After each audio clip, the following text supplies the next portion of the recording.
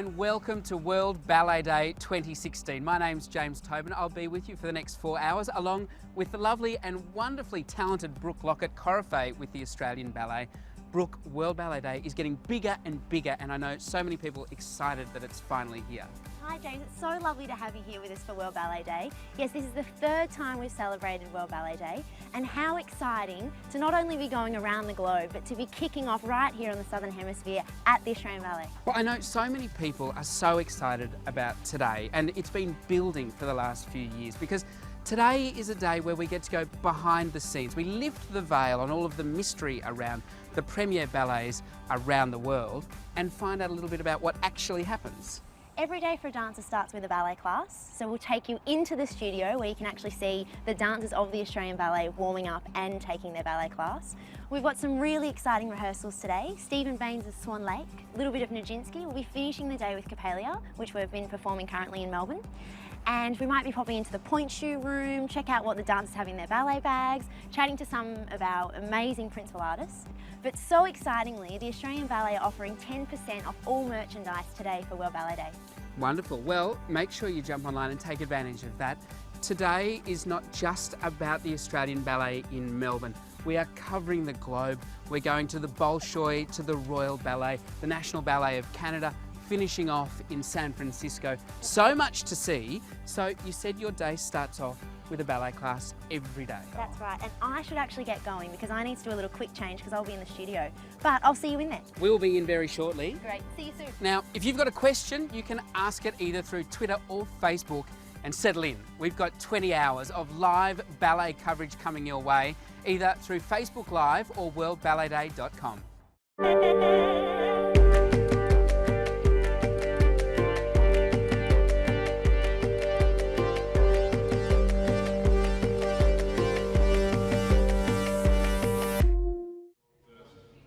And through the magic of television, here we are at the Melbourne Ballet Centre. Of course, the Australian Ballet has two homes. Say hello to our Master Control, the Control Centre, the Brains Trust, the people making sure that we go to air for 4 hours live today. The Sydney Opera House, and here in Melbourne, the Ballet Centre. So come on in, because Tristan Message is currently taking morning class. You can feel the weight in here. You can feel the intensity. But today we're kind of throwing that all out the window because today is about us going behind the scenes. So, hi Brooke. I feel it feels like a bit too loud. Nice to see you. Hi Dimity. Hello David. Hey, how are you, Nice James? to see you, David McAllister, Artistic Director for the Australian Ballet. It does feel a little bit like we shouldn't be talking in here. I know, yes. It's a very hallowed room in the ballet studio, but yeah, no, it's great to have you here and the rest of the world. I'm so excited that we get to kick this off for the entire world.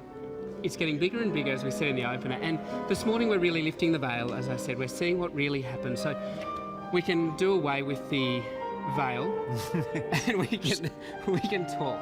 So what is this? Who is Tristan and what is he doing? So Tristan's one of our ballet masters, and every day ballet companies all around the world start the day with a ballet class. So, and it starts just like this in everywhere. All through World Ballet Day, you'll see each of the companies doing a class like this. You start off at the bar, the B-A-R-R-E, as opposed to the B-A-R. And you start really doing very simple exercises facing the bar, really working on your balance and just warming slowly each of the groups of the body up, starting at the ankles, and then you sort of work up knees, hips, back. Being international, I really do hope there are people watching us through their mobile device at a bar somewhere on the other side of the world right now. Yes. So in the lead up to World Ballet Day, Tristan put some movements or some techniques up on Facebook. So we have 3 exercises. This isn't the first one. This is the plie exercise, which is the first exercise you do after facing the bar. But then the next exercise that he will give is actually the first one that is up on Facebook that the audience can join in with. I guess there's a lot of people watching right now who are either just starting out in ballet, maybe they've been doing ballet for a few years and their aspiration is to work for a regional ballet company or perhaps even the Australian Ballet. So today, if you are watching, if you haven't jumped on Facebook yet, you can quickly jump on, but Tristan will talk us through it as we go through them. Absolutely. So the first one is at the bar, And then a little later, we'll They come into the centre, yeah. So you always start at the bar because it helps with you preparing sort of your body to be on balance. And as you'll see, all the dancers work in what we call turnout, which is the feet pointing out to the side. And the reason for that actually is because of balance. Back in the French court, when ballet was sort of codified, it was actually taken from the fencing position, and there was always the feet slightly turned out so that you could transfer your weight and keep very much on balance. And so that's why ballet is in this turned out position. So the bar, you start off using the bar to feel the balance as you prepare for the day ahead and just get that external rotation happening. Is there something of a little bit of a yoga-like feel, or maybe that's not the right word, maybe it's more of a meditative type aspect to this for the dancer? When you start class, you have to really sort of think very internally, yes. So you're really thinking about aligning your body and putting all of your joints and limbs in a beautiful sort of lifted long shape.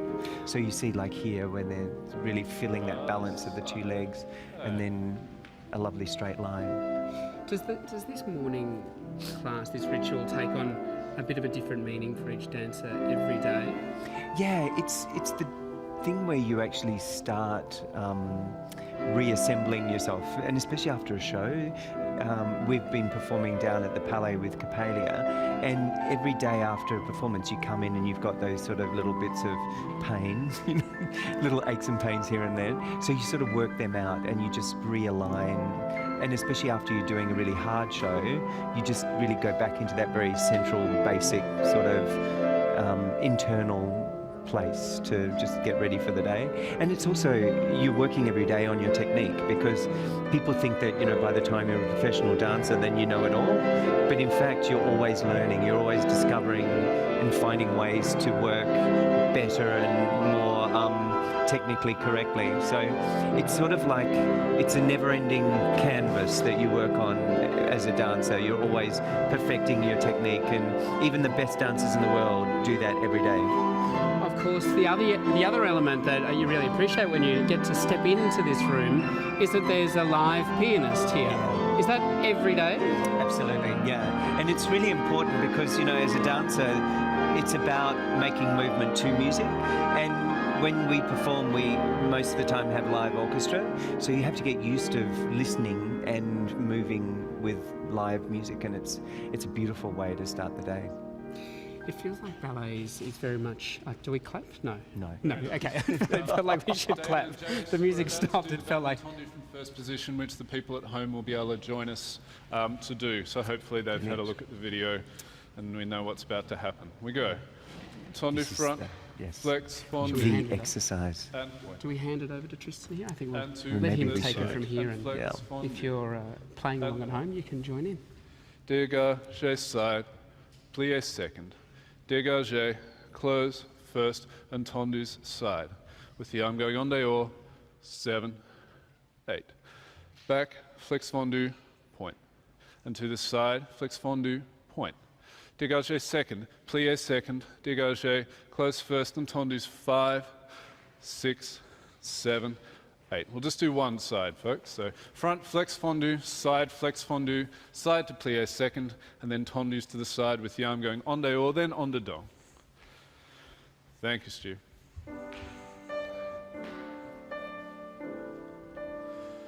Dégagé front, flex fondu, and point. Same to the side, flex fondu, and lengthen the backs of the legs to point. Close first. Dégagé side, plié second. Do you want me to talk to David about that, or to Tristan? And tendus to the side. Okay. Moving the arm en dehors. And reverse. Back. David, if people are at home and they're following along with this technique, what should they be thinking about in the movement? Should be thinking of really lifting long out of the body, so that everything, as you point the foot to the side, that you're lifting and elongating your supporting leg and turning out from the top of the hip, and making sure that your head feels like a balloon that's just drifting up Very nice. away I from the hope body, that so you point get as the well at longest home as it did here. posture that you can. Thank you, Stu.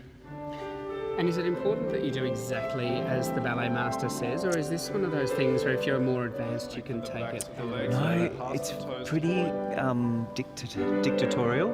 The ballet teacher sets the class and you try and do pretty much what they say. Sometimes people can change an arm or modify if they're a little bit injured, but pretty much most of the time you try and do exactly as the teacher says.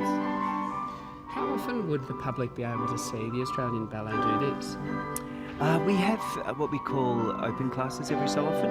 So it's not usually in a theatre, and we have an audience watch the class and then a little bit of rehearsal. But it's not very common. We probably do that maybe once or twice in Melbourne a year and once or twice in Sydney. Very good. People watching along at home would see their favourite dancer perhaps, or some of the people they like watching the most. Are they in the same spot in the same room every day? And is there any hierarchy or rhyme or reason why people are in different parts of the room? There is a little bit of an unspoken sort of hierarchy. In our company, there's no rules about where you stand. In some companies, all the principals stand at the front of the class. I guess we're a little bit more sort of open to finding your place, but everyone tends to stand pretty much in the same part of the studio where they like to be. And some people like to be on the sidebar so that they can look at the mirror front on, and other people like to be sideways to the bar so they can see how their alignment is. So it's very individual. So Tristan's just taken everyone through the next routine. The next exercise, yeah. So there's usually probably about 10 or 12 exercises at the bar, and you don't know what's going to be the exercise until you've done it. So it's part of the training that you actually not only train your body to do the steps, but you also train to learn things really quickly and then pick up all the little details so that when you get into the repertoire, that's sort of part of what you do naturally.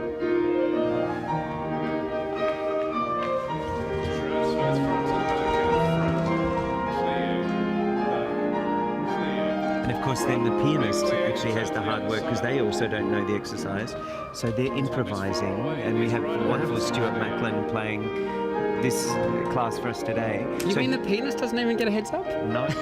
So he just improvises by what is set by the teacher. So it's an incredible skill to be a ballet pianist as well.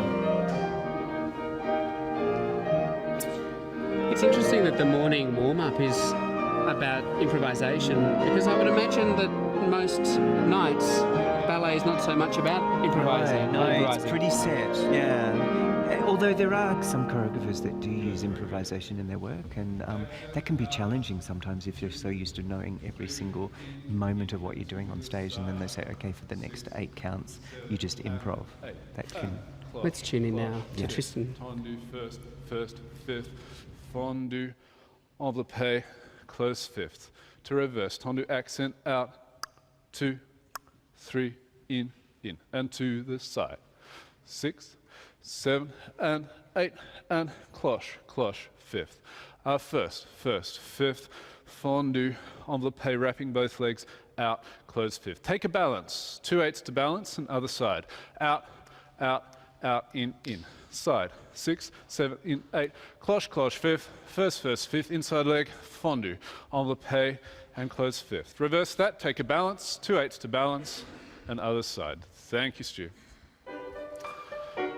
Tendu's accent out, fast toes, out, and out, in, same side, reach, and out, in, cloche, fifth. If you've just tuned in to World Ballet Day, good afternoon, good morning or good night, wherever you might be around the world. We are with the Australian Ballet and in ballet class, which is a ritual that happens every single day to start off the day for ballet dancers. I'm sitting with David McAllister, the Artistic Director of the Australian Ballet. David, can you tell us a little bit about this exercise? Yeah, so this is another tendu. So the tendus, as you develop, which is where the foot just glides along the floor. They get faster as the class goes on, so you see that these are a little bit faster than what we had earlier. And then you start working on a bit of balance. So at the end of this exercise, you'll notice all the dancers are just on one leg in what we call coup de pied, which is sort of means neck of the foot. And they're just working on that, developing that balance after the quicker use of the ankles and feet. So you see here, they're just finding that balance to finish the exercise. And that's what we call demi-point, which is half point. So you'll see later on the ladies will be putting their point shoes on. And this is as high as the men get, just on the ball of the foot. Good, very good. Battement jeté, développé front, 2, développé side, 4, and jeté first, fifth, retiré, passé. Développé back, and side. First, fifth, and retiré, same with enveloppés. Enveloppé, tall fifth, enveloppé, tall fifth. First, fifth, and retiré. Enveloppé back, enveloppé side. First, fifth, retiré, passé, and soutenu other side. Développé, first, fifth, and retiré. Same thing with enveloppés and other side. It feels like the dancers are starting to warm up now. People are saying to strip back a few layers of clothing. Yeah, once you get a bit warmer, it's sort of, you usually start off fairly well covered, and then as the class goes on, you sort of strip back to pretty much your basic tights and leotards for the ladies, and the boys, tights, shorts, t-shirts. It's a bit of a fashion statement. Everyone wants to wear the clothes that they feel make them look the best. Are there any rules? No. Wear whatever you like? When you're training at a ballet school, there's usually a uniform, and that's really just to make everyone sort of very similar and uniformed. But you join a company, and then all of a sudden your ballet attire becomes your personality. So everyone likes to wear different things that make them feel good. What are the main differences for a ballet class for professional dancers compared to children starting out? I guess when you're training as a student, the exercises sometimes can be a bit slower, and also they often do the same set class, so you don't have to worry about, like we were talking earlier, about learning it so much as perfecting the actual steps. But then as you get to become a professional dancer, it's really much more about that that learning aspect as well as perfecting the technique. Peak, plie.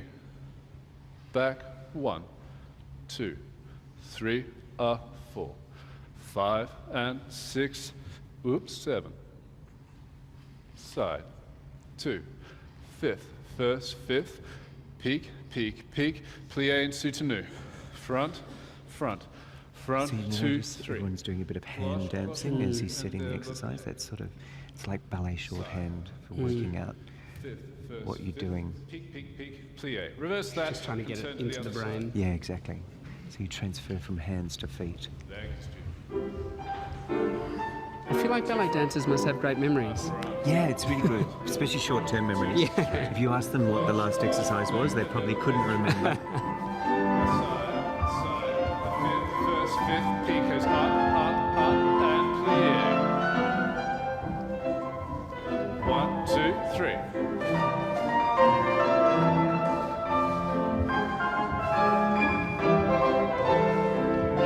Other side.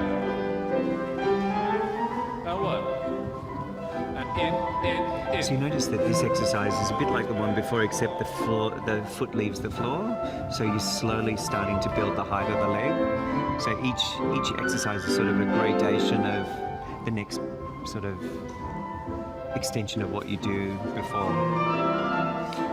Would many of the dancers have had something before this? A gym session or a strength session? A lot of dancers do Pilates in the morning, so that's, you know, the sort of body conditioning where you do some strengthening.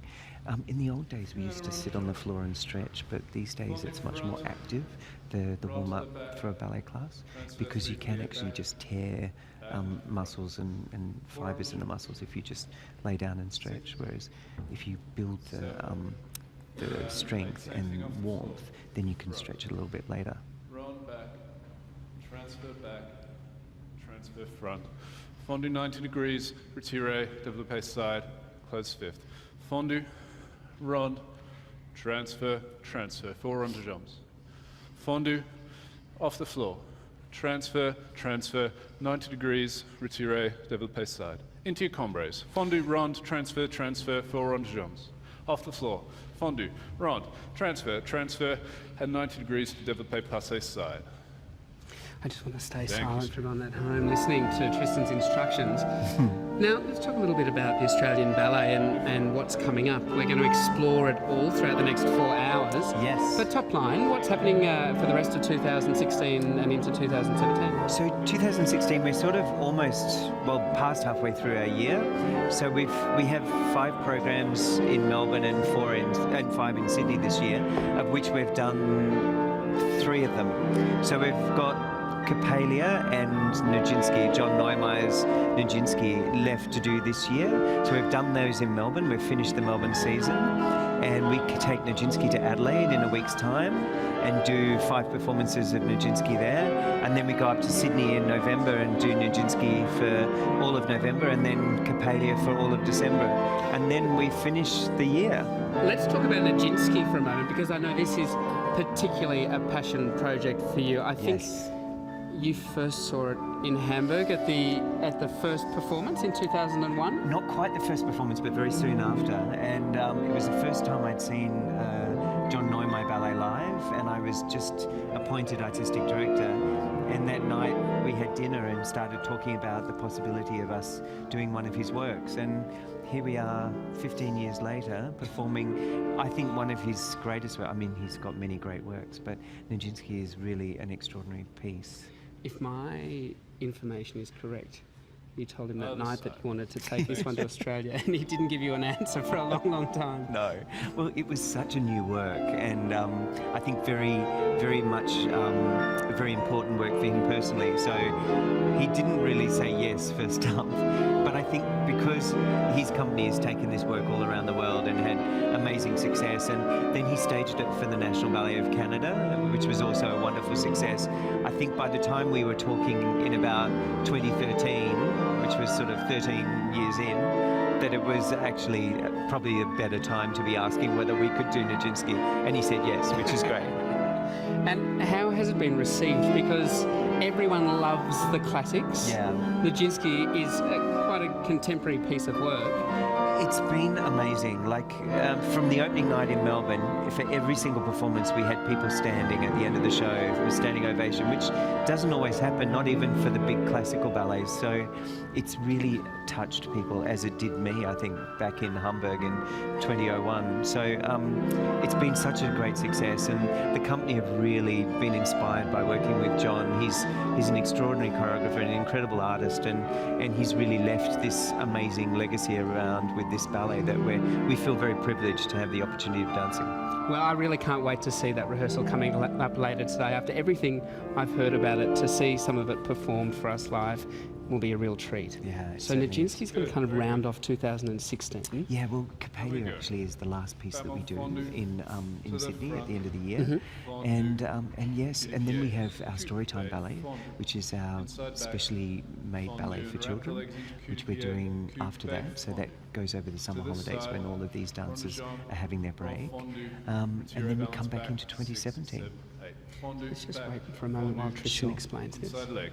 6, 7, 8. Coupe fondu to the side, rond de jambe, rond fondu, and a high passe balance. 6, 7, soutenu to the other side. Fondu front, fondu in. Coupe inside leg, fondu to the side, rond, and retire back.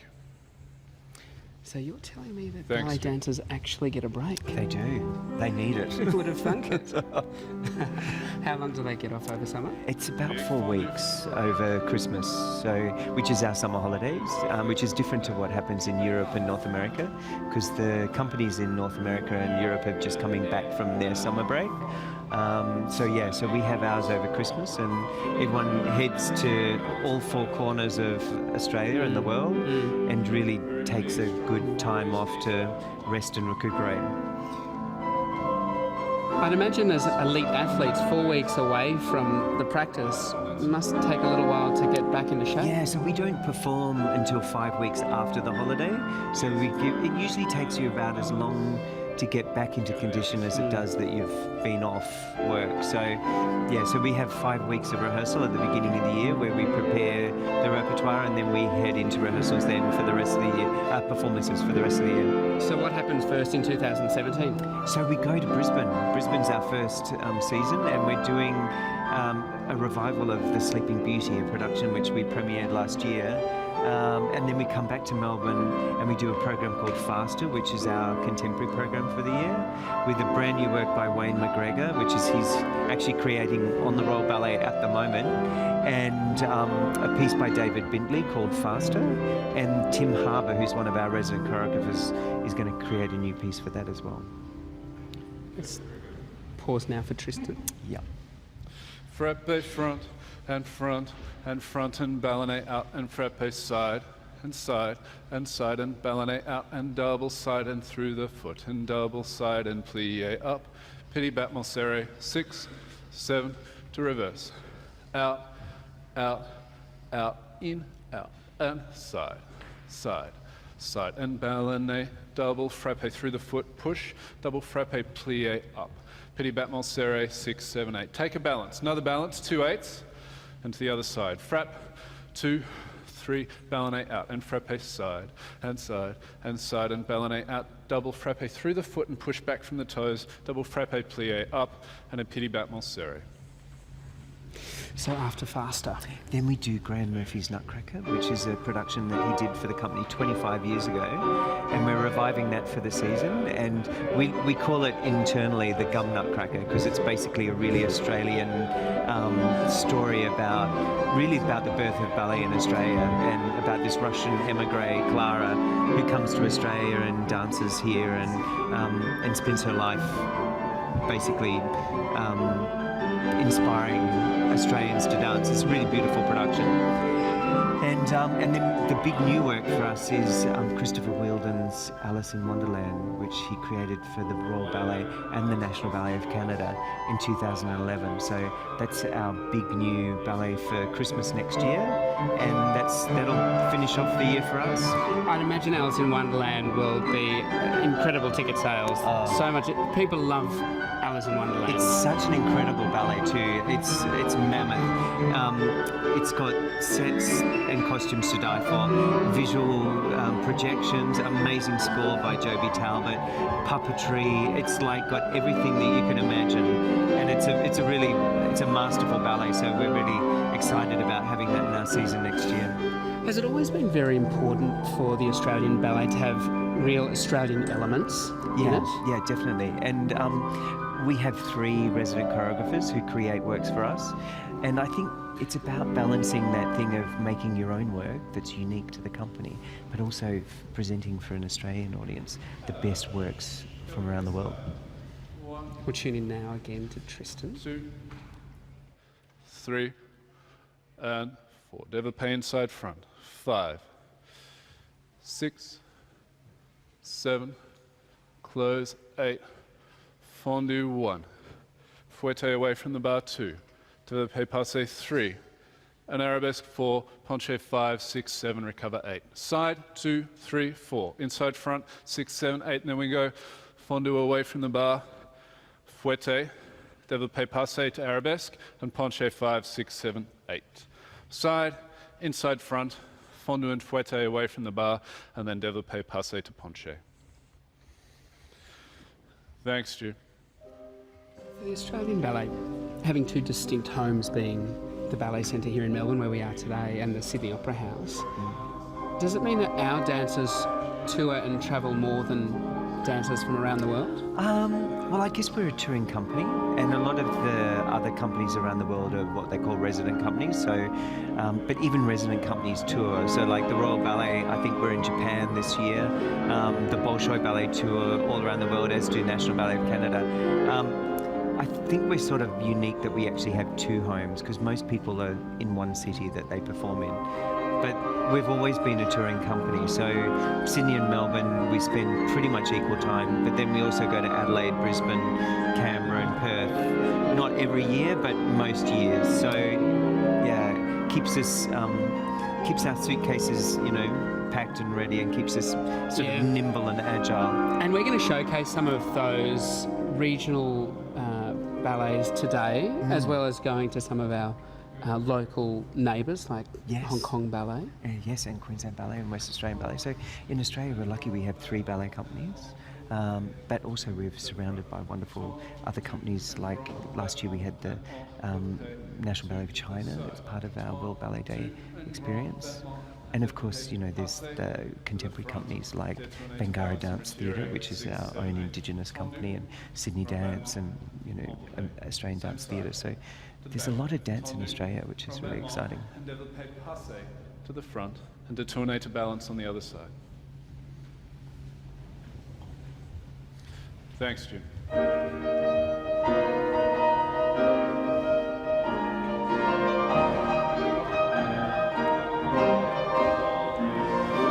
So this is the second last exercise that you do on the bar, which is the biggest, the culmination of all of the other stuff that comes before, where you really get to lift the legs and throw them as high as you possibly can.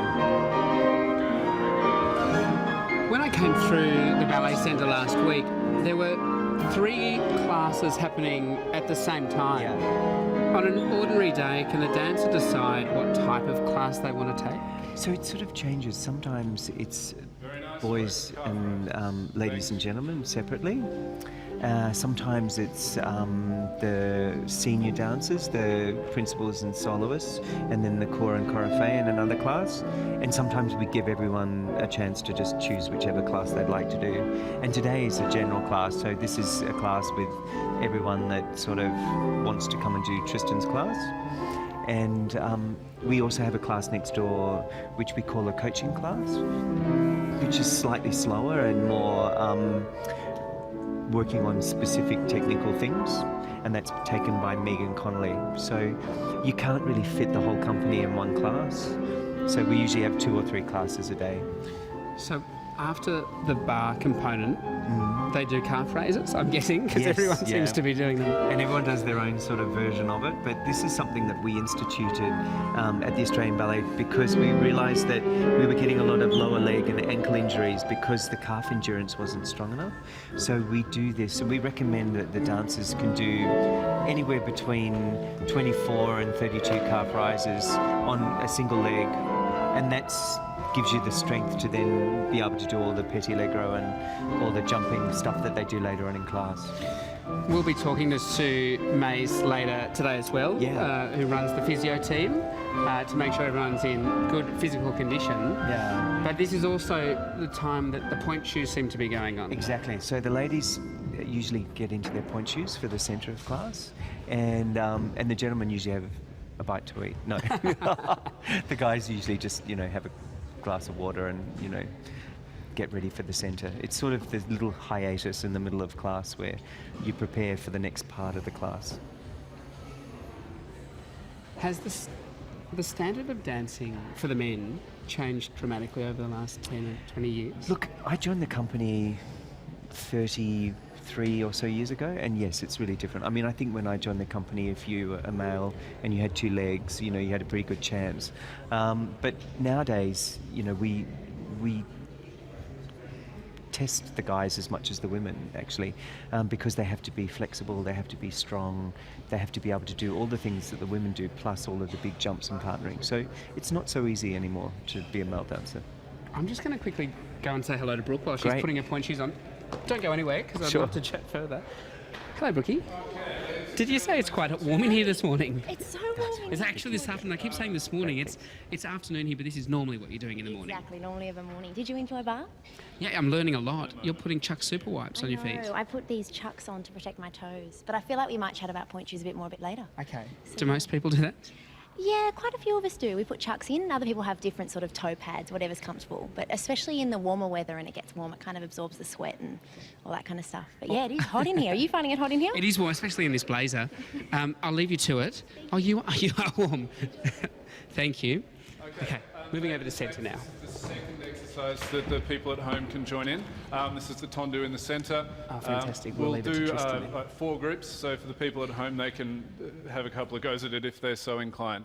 So we go from 5th position, we go dégagé front and plie and up and close 5th, and to the side. Transfers through 2nd position, up, close 5th. Grand rondegem just off the floor, controlling the pelvis.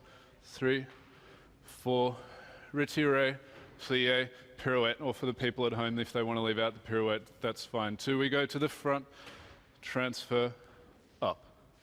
To the side, plie 2nd, and up. Grand rondegem off the floor, 2, 3, 4, retire, plie, and pirouette, or just a slow retire. Passe. We'll have 2 groups, ladies and gentlemen, with 4 counts in between. Thank you, Stu.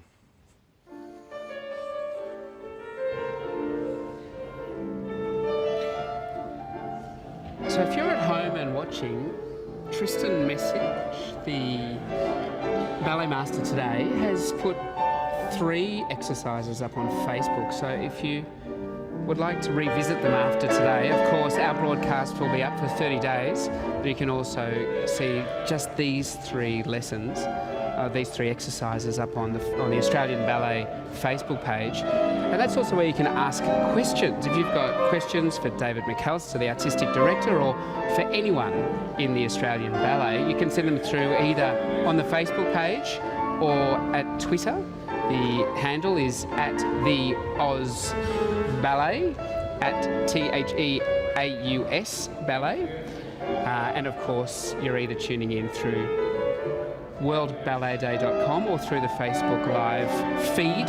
Hope you're enjoying it so far. We've got 20 hours to come. Well, 19 and a half now. So we've moved to the centre. Yes. And this is obviously no more bar. No, so this is where you're really testing your balance. You've done all of that preparation on the bar, and now you're on your own in the centre. And it's interesting because you sort of do a similar version of what you've just done on the bar, but in the centre. So you do tendus, rondegems, and some more balance work. And then, of course, the turns are something that you add in the centre because you don't have to worry about the bar.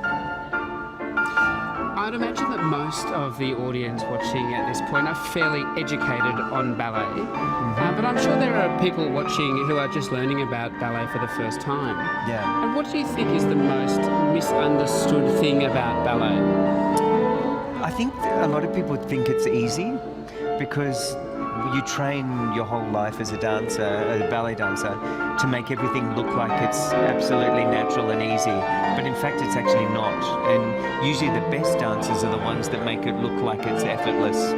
So I think, the fact that people think, oh, it's just easy, you just sort of, get up on your toes and dance around. I think that's probably the biggest misunderstanding about ballet. And what's the most enjoyable thing for the dancer? I think it's having that incredible control over your body.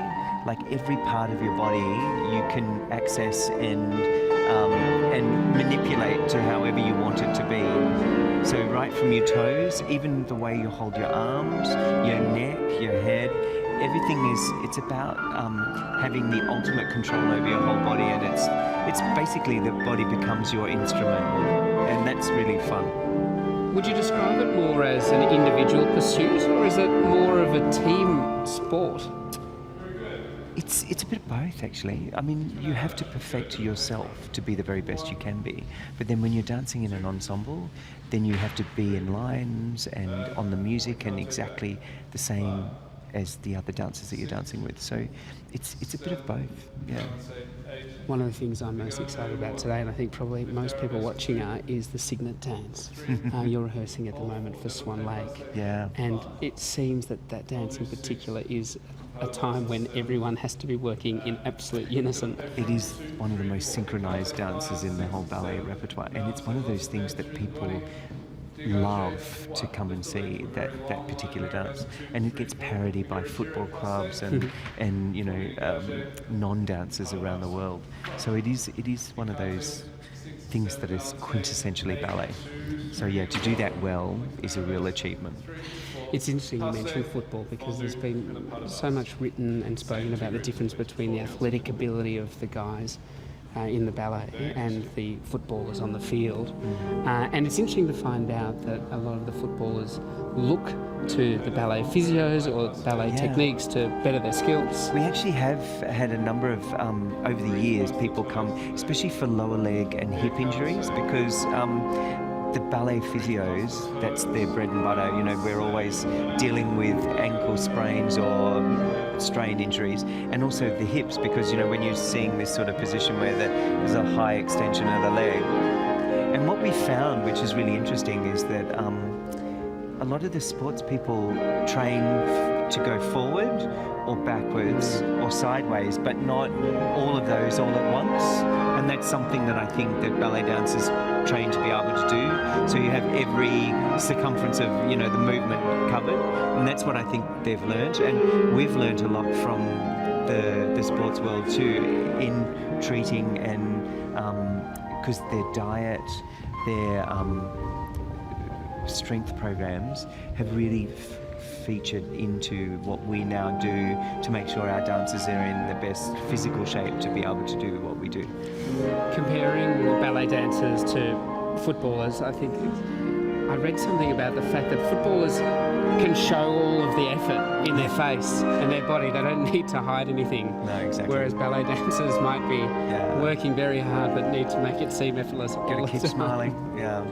I think the other thing that's really interesting is that, you know, we all train for our specific strength. So for dancers, you train for an aesthetic that's, you know, got beautiful lines and beautiful shapes. And a byproduct of that is, you know, a lot of strength and ability physically.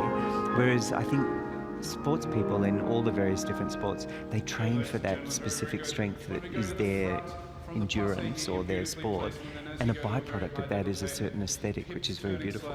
So we sort of train for opposite things, but we actually are both really focused on what we want to achieve physically.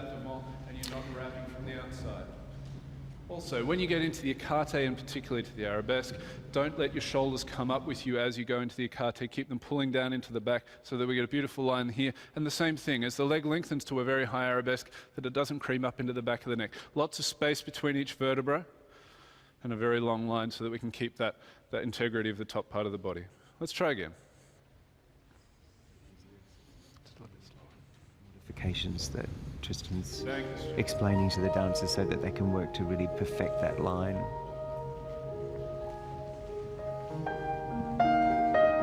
Show the attitude and a very turned out the ball. Good, very nice. And drawing right into the middle of the shoulder blades, the shoulders stay down, and we balance, say. Dégagé. And left. Now please do send your questions in. We're taking questions through Twitter at the Oz Ballet or through the Facebook page. Maya has sent in a question for David McAllister, who I'm sitting with at the moment, Artistic Director of the Australian Ballet. And the question is, how do you decide a ballet has become a principal artist? Oh, that's a really hard one, because obviously all dancers aim at some in their careers to, you know, achieve and to go up the ranks and ultimately to become principals, but very few actually ever achieve that goal. And I think what you're looking for is someone who has great technical ability and physical sort of strength and beauty, but also someone who has the ability to tell stories. Musicality is really important. For a principal, you have to be able to dance with the music and really become the music. And that special X factor that, you know, when someone walks on stage, they draw an audience to them. So I guess it's having the full package. And, you know, lots of dancers have lots of talent and ability, but you have to have the tenacity and strength of will and determination and mental strength to also cope with the demands of being a principal dancer. When it comes to that level of a principal dancer, how much of it is the acting ability, the ability to convey emotion. I think it's really important, yeah, especially in the big narrative ballets, because, you know, that's our bread and butter, I guess. Very nice. Tendus, we go. Accent out. 1, 2, 3, cloche, cloche, and plie. Pirouette, en dehors, closing fifth, and jeté side. And 2, and fondu, petit développé dégagé, tombe, en dedans, pirouette, and closing fifth. Accent out.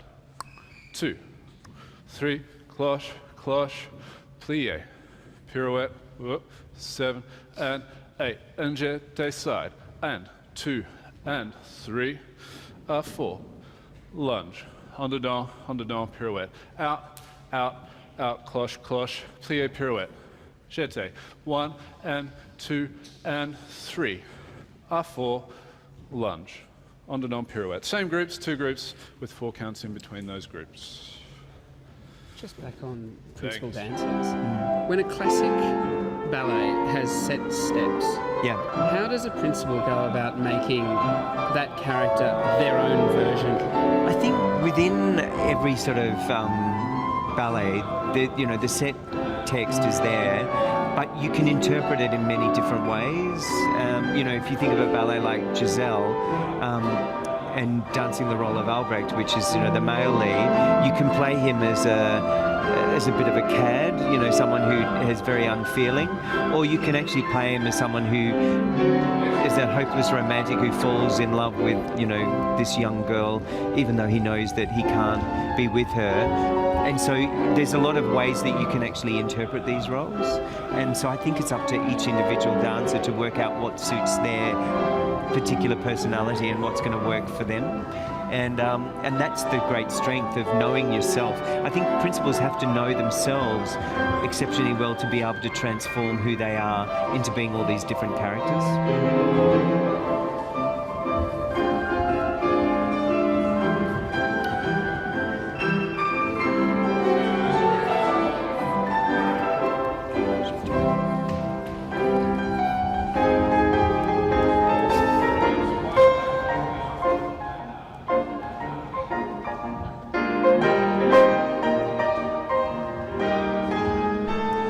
David, last month the nominees were announced for the Telstra Ballet Award. Can you tell me a little bit about those awards and how the nominees are selected? Yeah, so the Telstra have been our principal sponsor. They're our telecommunications company, the biggest telecommunication company in Australia, and they've been our principal sponsor now for over 32 years. And 13 years ago, they started the Telstra Ballet Dancer Award to really highlight both the partnership but also the great talent of the dancers in the company. And so every year, 6 dancers are nominated by the principal artists of the company who are not eligible, and also the former winners. And the top 6 of those nominees become the Telstra Ballet Dancer nominees for that year. And this year we have, I think, pretty much all of them in class. So we have the 6 nominees, which include Brodie James, who's actually not in class because he's out on the regional tour. Callum Linnane, who's over there in a bit of a torn t-shirt, singlet. And we have Jared Madden. Jared Madden, who is just there, over there in shorts and another t-shirt, just over there with the black shoes. So they're the 3 men. And then Nicola Curry, who joined us from American Ballet Theatre, who's actually in class. Then there's Jill Oggai, who's in pink. She's in hot pink in the middle there with a grey skirt. And Jade Wood, who I think I saw in class before. Yes, she's over there in turquoise. So the prize comes with a $20,000 purse? Yeah, which is amazing. So they go through a process all year they do a written submission about what their great love about dance is and why they'd be good Telstra winners. They're assessed over the year on the performances they're given, and then there's sort of like a panel, I guess, interview, which is done with myself and Libby Christie, our executive director, representatives from Telstra, and also we have some people from the media, dance reviewers, and also usually a sort of a guest judge, a sort of personality who comes in, and so they get to meet all of the nominees, and it's a pretty sort of mathematical thing in the end. It's all given scores, and the person with the most votes wins. And they get $20,000, which they can use for anything that they want to. And past winners have done all sorts of things. Cheng Wu Guo, who's in class today, he used that money to bring his mother and father from China to come and live in Australia with him. Daniel Godiello and Lana Jones, who both, Daniel was a former principal, Lana's a principal at the moment. They've used that to, buy a house, and Lana's just about to have a baby, so that's, I'm sure, going to help them through that whole process. Absolutely. And Benedict Bermet, who's there in the pink, she was the winner last year, and I think, I'm not quite sure what she's done with her award. Whatever's happening now reminds me of the musical Chairs. When someone takes your chair, you're out. Everyone keeps on peeling off from the front and running to the back. Yes, exactly. So everyone does it in groups, so they can find space to do the exercise and without bumping into everyone else.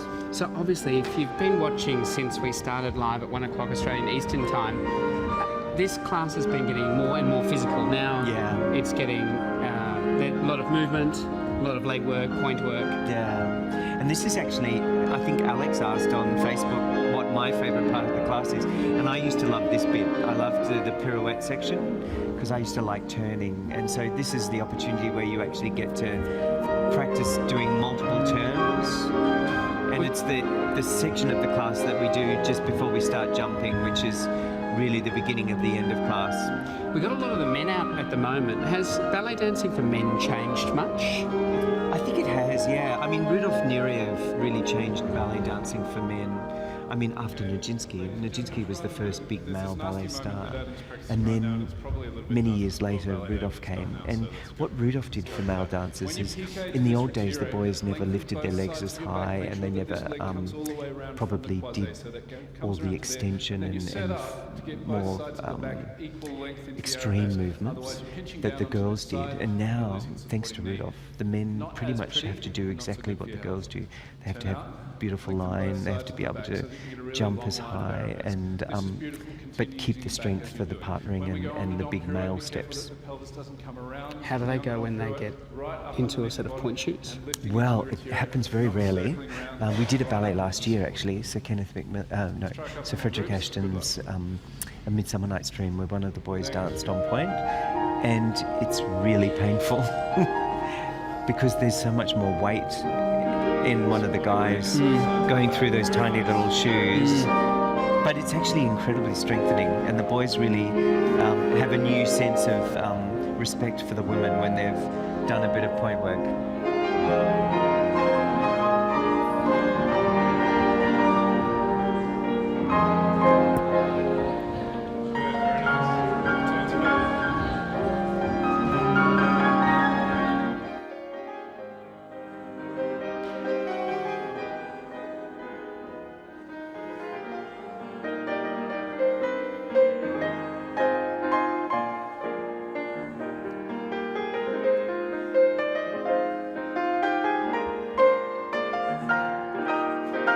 Dim, spot.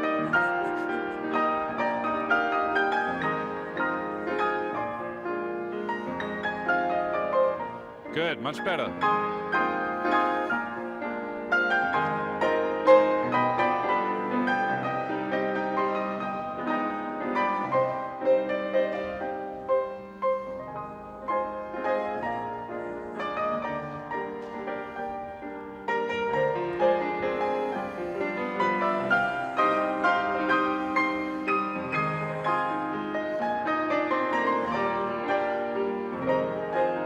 Couple more groups after this. Good, very nice.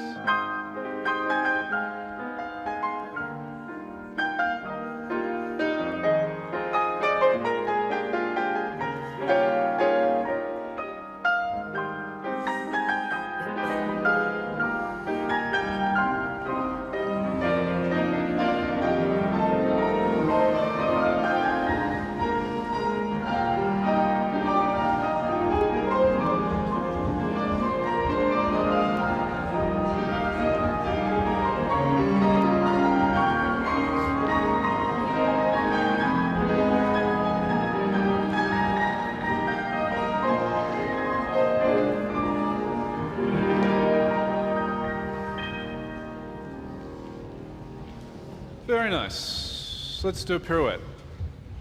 And we go. Tombe, pas de bourrée, and pirouette en dehors. Posé arabesque. Coupé balancé, balancé en tournant, to dégager. Lame duck, and tombe, pas de bourrée.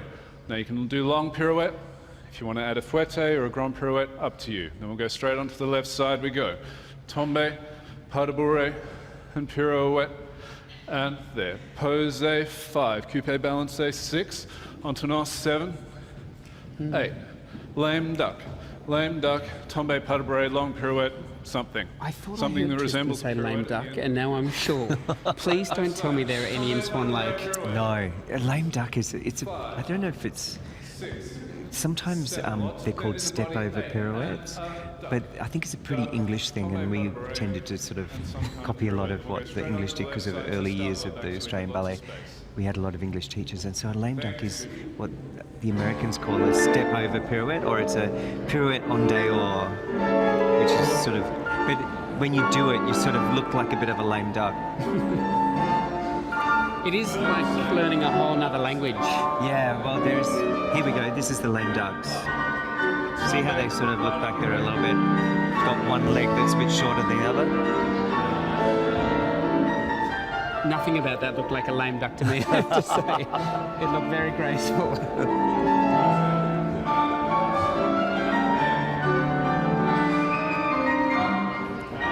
To answer your question, though, there are lame ducks in Swan Lake. Oh, That no. step, yeah.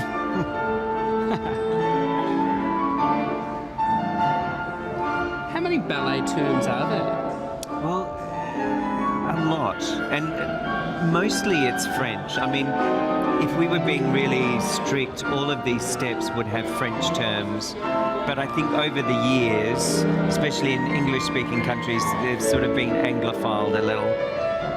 So you start off with sort of a tendu, which is French, but then you'll do tendu front, tendu back, tendu side. And if we're being really specific, you'd say tendu en croix, which means in the shape of a cross. So, yeah, I think we've sort of bastardized the French terminology for ballet.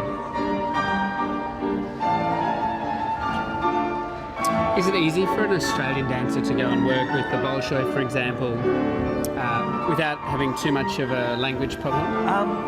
Look, anywhere you go that the French terms are always used. So even if you don't understand the language of the class, you will always understand the actual dance steps. It's a bit harder when you come to the corrections, because obviously if you're in Russia, they'll be giving you a correction in Russian. So it makes it a lot harder to understand what the correction is. Well, that's where we're going next. We're travelling from Australia to Russia and the Bolshoi, to the Royal Ballet in London. We're going to Canada, National Ballet Canada, to yeah. America, to San Francisco. Do you, as artistic director for the Australian Ballet Company, look closely at what they're doing internationally? Oh, look, I think we're all very collegiate, all the artistic directors around the world, and you always keep an eye on what all the other companies are doing, what the dancers are like. And I think what's really interesting on a World Ballet Day like this is that you see that each company has very individual ways of dancing. Even though we're all doing ballet, you know, you can always tell when a dancer's from the Bolshoi about the way they dance, and equally, you know, the Canadians have their own specific style of dancing, as do, you know, the Royal Ballet through their long history of English ballet, and equally the same in America. I think we probably share the most similarities with National Ballet of Canada and I guess with the Americans, mainly because we all sort of came to ballet much more recently than they did in Europe. What's the depth of ballet in Australia like at the moment? I think, look, we are producing fantastic dancers, and pretty much anywhere you go in the world, there's usually an Australian dancing in those companies. I mean, you'll see later today, Stephen McRae and Alexander Campbell, two of the principals of the Royal Ballet, are Australian, were trained here in Australia before they went to London. And equally in National Ballet of Canada, there's a couple of Australians, and also San Francisco Ballet. Luke Gingham, who was one of our dancers, he's now a principal with the San Francisco Ballet. So it's really interesting. Pretty much everywhere you go, there's an Australian.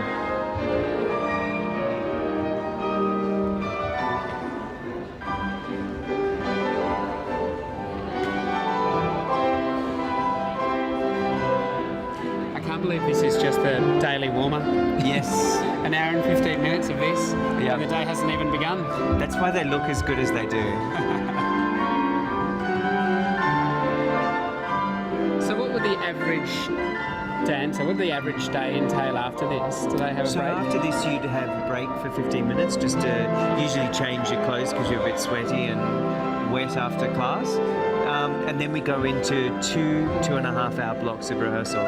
So today's a little bit different because we're sort of spanning over the 4 hours. But normally we would do a rehearsal for 2.5 hours of a number of ballets that can happen all at the same time.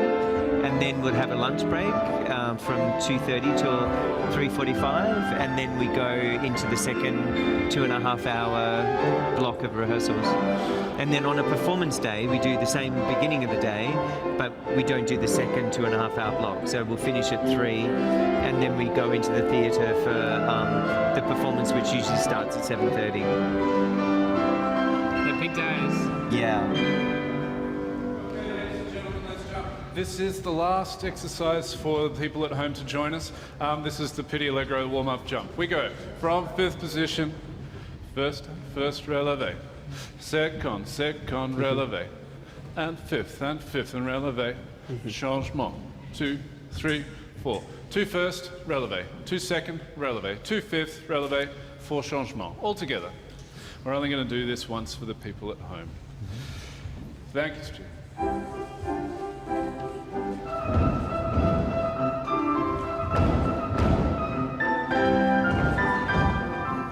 Changement.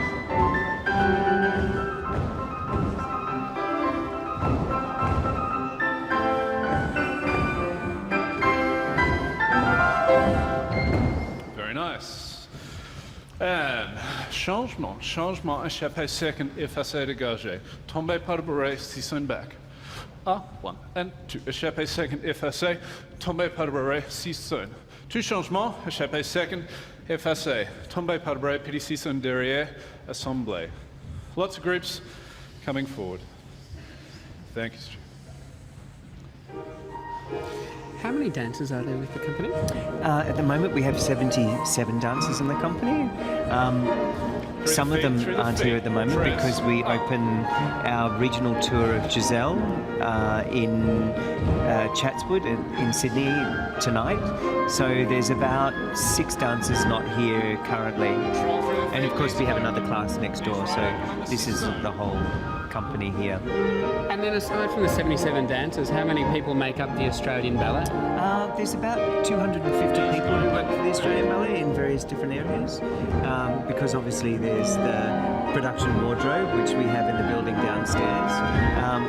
We also have an orchestra which works for us, Orchestra Victoria, which is a wholly owned subsidiary of the Australian Ballet. So there's about 65 musicians in the orchestra who at the moment are preparing for the Ring Cycle because they also play for the Australian Opera here in Melbourne. So it's a big organisation, and all the administration staff, medical team, yeah, lots of people. And Alex on Facebook has asked, as the artistic director, how much time do you spend in the studio with the dancers? I guess I'd answer that by saying not as much as I'd like, because obviously as artistic director there's a lot of administrative things you have to do.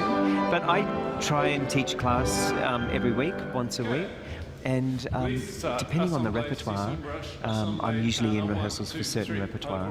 But I would like to spend at least 2 hours a day in the studio, but it doesn't always happen. Sometimes I'm in there a lot, and sometimes not so much. So. But I love being in the studio. It's the most enjoyable part of my job. Everyone watching would know you were a principal dancer with the Australian Ballet. Do you miss dancing as much? Look, it's a really weird thing. I loved my career. I mean, I danced for 18.5 years, so it was really fantastic. But it's I just can't imagine doing it now.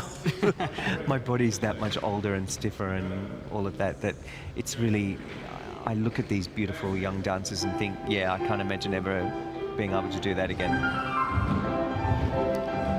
I indicate really well now. Do you think, do most dancers see themselves as athletes or artists? 50-50, or is it more one way or the other? I think you're an artist who uses your body in an athletic way to do what you do. I mean, you have to keep everything strong and moving and have ultimate control. So that's the athletic part. But you do that to be an artist, so that you can transform yourself into other characters, making choreography of the choreographers come to life. So I think ultimately the most important thing is the artistic side of the job. But to do that, you have to be physically strong and athletic.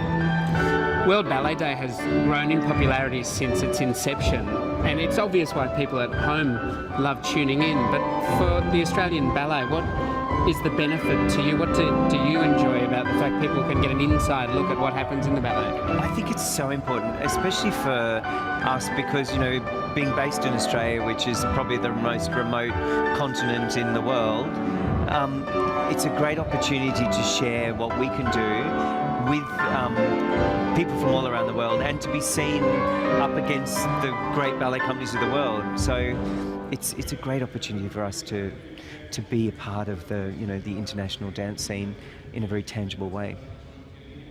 When you do coup de pied front and Cecchetti brush. So the knees are right open, the pelvis is nice and even. It's prettier and it's good for your health. Okay, so we're going to try and get from here right down to where David and James are in the corner.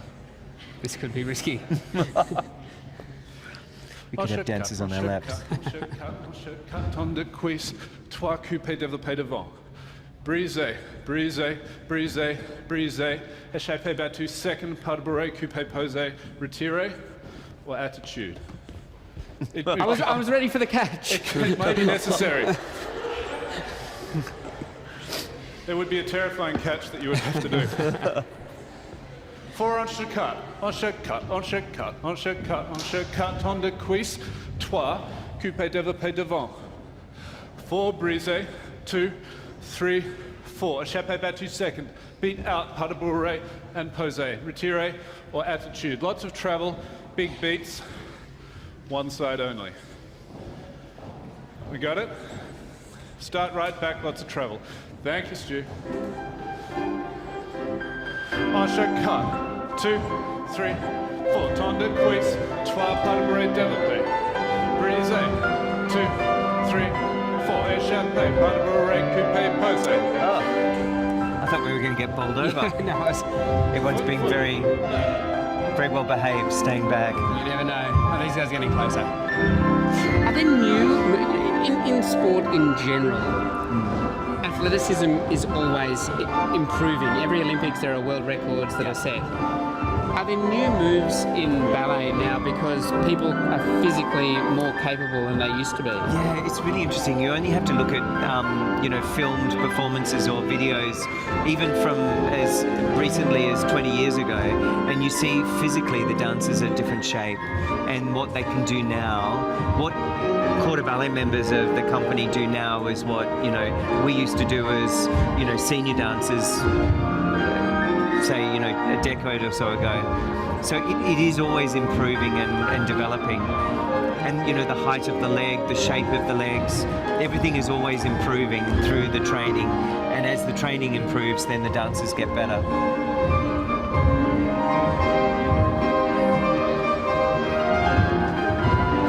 There is a couple of steps that the boys do now.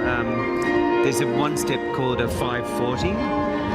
Which I don't know who developed it or how it is, but we would never have been able to do something like that when I was dancing. And now, Cheng Wu Guo and Marcus Morelli and, a lot of the corps de ballet boys are tossing off that step, just as a bit of a fun thing to do up the back at the end of class. They're getting closer. That was close. I feel like there's a competition that started.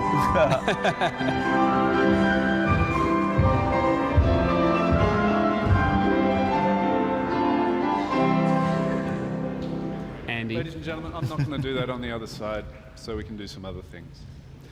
And we go. Contretemps, cabriole, step, assemblé, six fermé. Six doublé de côté. Entrechat, six, contretemps, cabriole, step, assemblé, six doublé. Entrechat, six. Cabriole, step, assemblé, six fermé, side. Six doublé de côté, two entrechat, six. Lots of travel, big jumps. As we spend the next We 2.5 hours travelling through the Australian Ballet Centre here in Melbourne, believe you. people at home will see that Thank there you. are so many people who started their career as a dancer and have moved on in retirement to other areas of the Australian Exactly. Ballet. There are lots of couples amongst the dancers and Yes. even some children of ballet couples. How close-knit is the Australian Ballet? Well, I think being a touring company, it really does knit the whole company very much together, because when you're on the road, you know, you leave your family and friends behind in wherever we're based, and so you really become a very tight-knit group.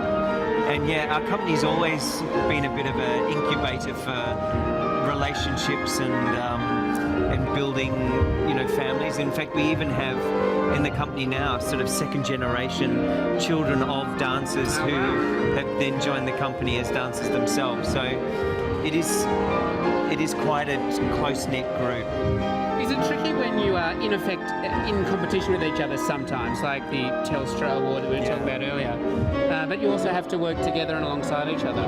Look, I think there's always an element of competition, but what I love about our company is that they're very supportive of each other. They all want to be successful, but they also celebrate each other's individual success, and I think that's a very unique thing about our company, that they actually really do care for each other. And while they all want to be, you know, principal dancers dancing the leading roles, they also celebrate it when other people get that opportunity, and you go, well, next time maybe it'll be me.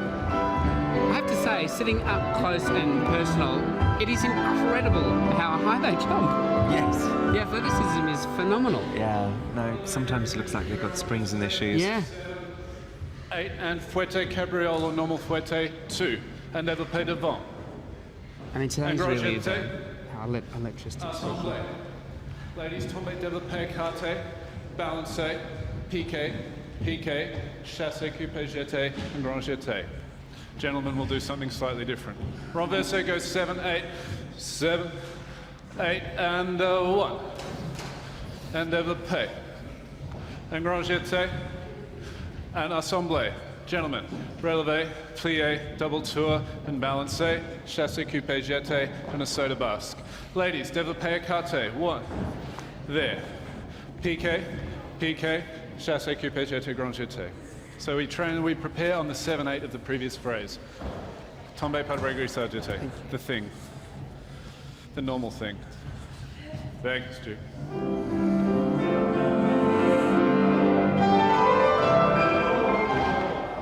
We missed it. 7, 8 to prepare. Thanks. Jill got it right. And 7.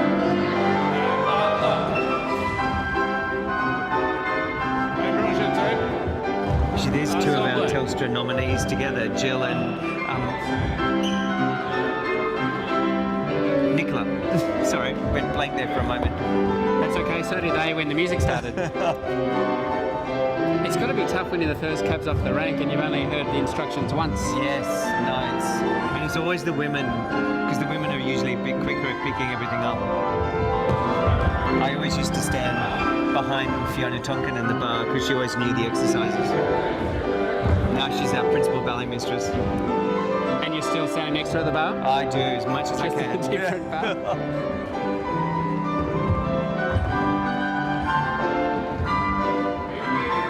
There's Jade, our other lady nominee.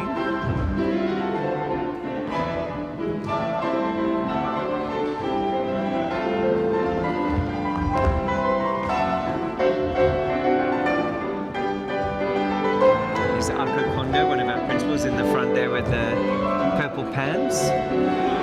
She's fantastic. I saw her the other night in Capalia. Yes.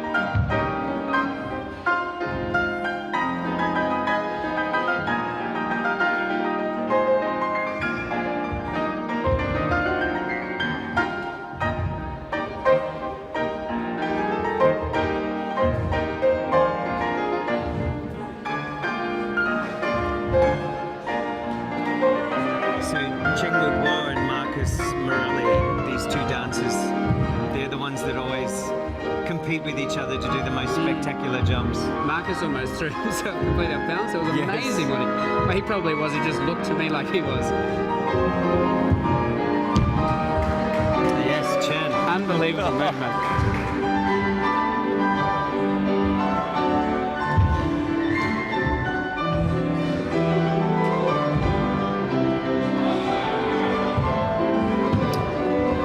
Does this order bear any correlation to the role of each dancer? No, pretty much everyone just goes in whichever group they would like to, yeah. Ladies and gentlemen, thank you very, very much. Thank you, Stuart. So there we go. That's the end of class. Fantastic. Well, thank you very much. I'm going to keep on looking around. Sure. And in fact, there's Adam Bull, who I wanted to quickly grab before he runs away. Okay, well, I'll see you later. Thanks, David. Thank you very James. much. Now, I might need a hand mic here. Hello. Hey. How are you? Puffed. Sweaty? Sweaty and puffed. It really builds, doesn't it? It starts slow and then gets bigger. Yeah, it's really sets us up for the day, so now we're ready for a full day of rehearsals. But yeah, that's like an average day at the office. It's unbelievable to me, and to everyone watching, you may or may not know, Adam Bull is currently working on Nijinsky. Yep. Now, my understanding is, as principal dancer, you are effectively on stage for about 90%. Yeah, it's a massive ballet and a massive ballet for all the principals. You know, it's huge. So we've got to build ourselves up and get our fitness up and stamina, and yeah, it takes a lot out of you. So what does this class become for you then? When you're in a period of time when you're working so hard every night, is this about building strength, or what are you looking for in class? It's really our moment at the start of the day to prepare us for what's ahead. It's refining our technique, it's warming us up, it's allowing us to focus, and it really just sets us up for the day. How is your body feeling? Good. You know, there's always bits that are sore and tired, but I feel good for the day now. So how many nights a week, or how many shows are there for Nijinsky a week? For a big season, we'd probably do between 7 and 8. So we do 2 shows on a Wednesday sometimes and 2 shows on a Saturday, and then every other day except for Sunday. And it's you, there's Kevin as principal. Yep. And Kevin. That's it. There's 2. I'm not actually playing Nijinsky. I play Diaghilev, who's the other principal role in the ballet. Okay. But I think there's 2 or 3 casts of Nijinsky. And in every ballet we do, there's usually about 2 or 3 different casts. Okay, and finally, for everyone watching at home, what's the one piece of advice you would have for a young up-and-coming ballet dancer? Enjoy what you do. If you love it, go for it. Don't hold back. Thank you very much. Cheers. We'll let you sit down and have a rest or whatever you need to do. We'll go in and continue through. We've got an adult ballet class package to show you now. How comfortable I've come to feel in the class is something I wasn't expecting. We're all here for the same reason, to dance. I'm not very good at it and I'll never be a professional dancer, but I enjoy coming along, I enjoy dressing the part. And to actually come to a centre like this and have a pianist play for us, it is just the best thing. I was really interested in just having a go. I've never really done much in the way of dance, and I figured I'd start with ballet, the hardest one, I guess, out of all of them. For the love of dance, for the love of the music, for the love of, for Jane taking us, that's what it comes down to, and you sort of feel so enriched after it. It's your passion. It's your absolute passion. Okay. Today is all about behind the scenes. We've seen the ballet class, but we want to see all. This is Jade Wood, everyone, choreographer with the Australian Ballet. How are you after class? Good, thank you. How are you? I'm well. Would you mind if we had a look inside your ballet bag? Sure. Yeah, let's use this chair. We can pile it all out. Because I think this is what people really want to know. They've seen a ballet class before, maybe just not at the same standard as that, but what does a ballet dancer carry? Lots and lots of stuff, usually everything but the kitchen sink. These are one of the things that I like to carry around. Just awesome space boots? We call them moon boots, or we like to call them moon boots, but they're just full of this warm, yummy stuff that keeps your feet really warm, which is so nice for your feet to be warm when you want to be dancing around. This thing is called a TheraBand, and we use it to do lots of different Pilates exercises. So switching on all those muscles up and down the body, getting them all warm for class. You do that before class? Yep, before class, during class, after class, anytime. Always stretching? these are massage balls. So they go anywhere that is a tight muscle, nice and get into the muscle, relax it all out there. See, I've used those before and they hurt, but is that the sort of pain that a ballet dancer learns to love? Yeah, a little bit, yep, definitely. And then I guess the most important thing is point shoes. A million point shoes. So many of them. So they're all different varies of strength depending on the repertoire we need, and sometimes we have to colour them like that. Why is that? It's part of the costume. Oh, okay. So if we don't have ballet tights on and we have bare legs, it sort of blends in with our legs a little bit more, so it looks like our whole leg.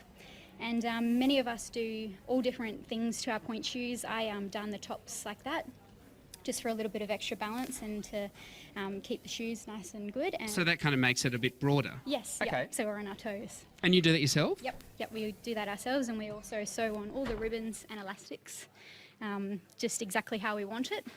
So, yeah. Anything else in there? I feel bad digging through a girl's bag. It looks like you've got an iPhone charger, socks. Yep. Warm-up gear always have all these warm-up gears. And Band-Aids. Yeah, Band-Aids and tape, just in case you get a blister or anything like that. Just in case, or a blister's just a part of your life? Well, they sometimes happen, but since I've been doing it for so long now, not so much.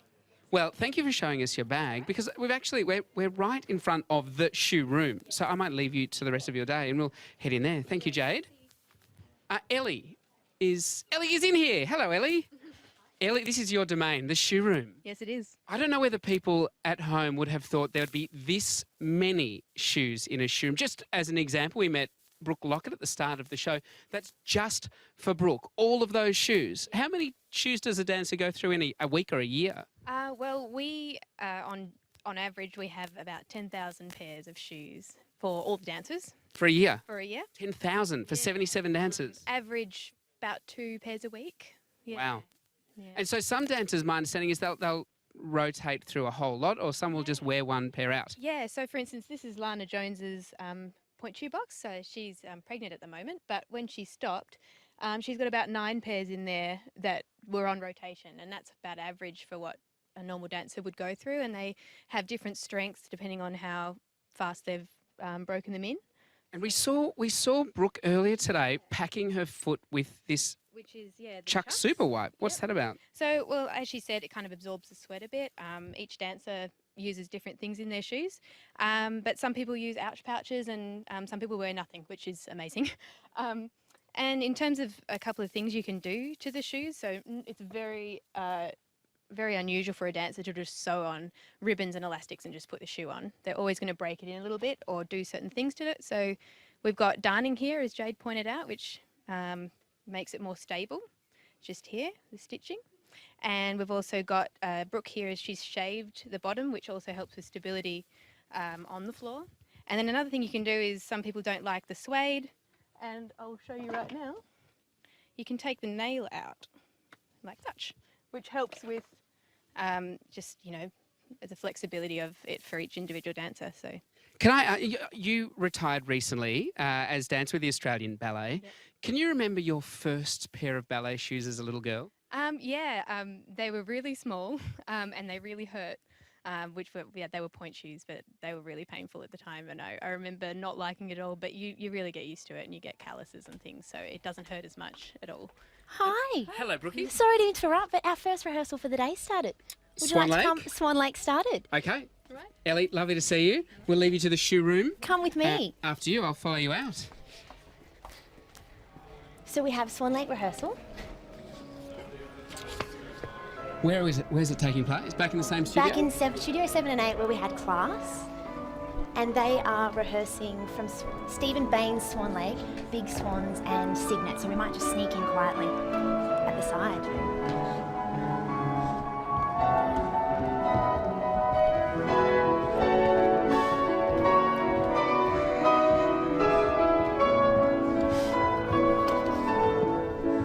Can I get a tissue?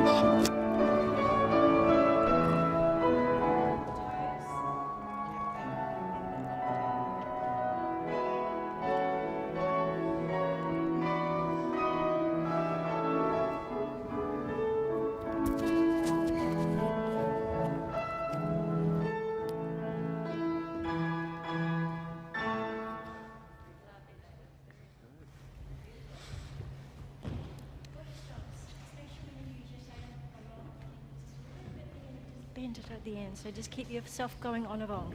Stretch, good girls. That's it. And it was just the end. It was just the end, just the finishing at the end. Just do those, the last poses. Just the last poses, coming forward with your hands. So, Brooke, when I was talking to David McAllister earlier, we were talking about the fact that Swan Lake is really the quintessential ballet piece. Absolutely. And we were talking about the Signet dance, but these are the big swans. Yes.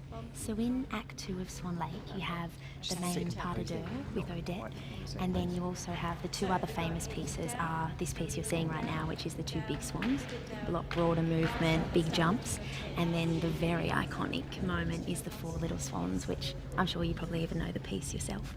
Yeah, well, we were talking about even football teams have parodied it throughout the years. Yes. And we've got David McAllister instructing here, as well as our principal ballet mistress, our ballet principal coach, Fiona Tonkin, who was also a principal artist with the company, and she's an extraordinary coach and very generous with her knowledge, and also very tough.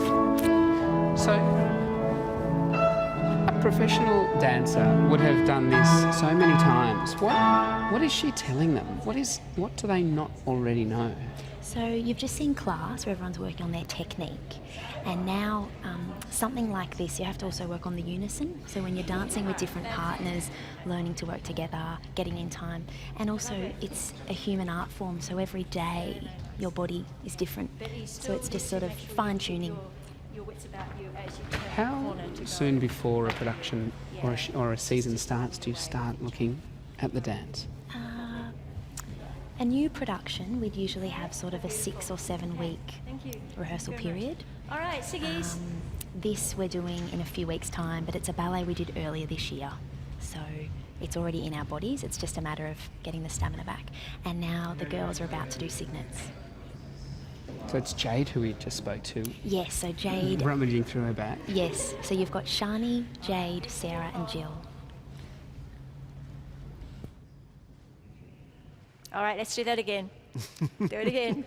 Come on. Shani, you're always just slightly behind.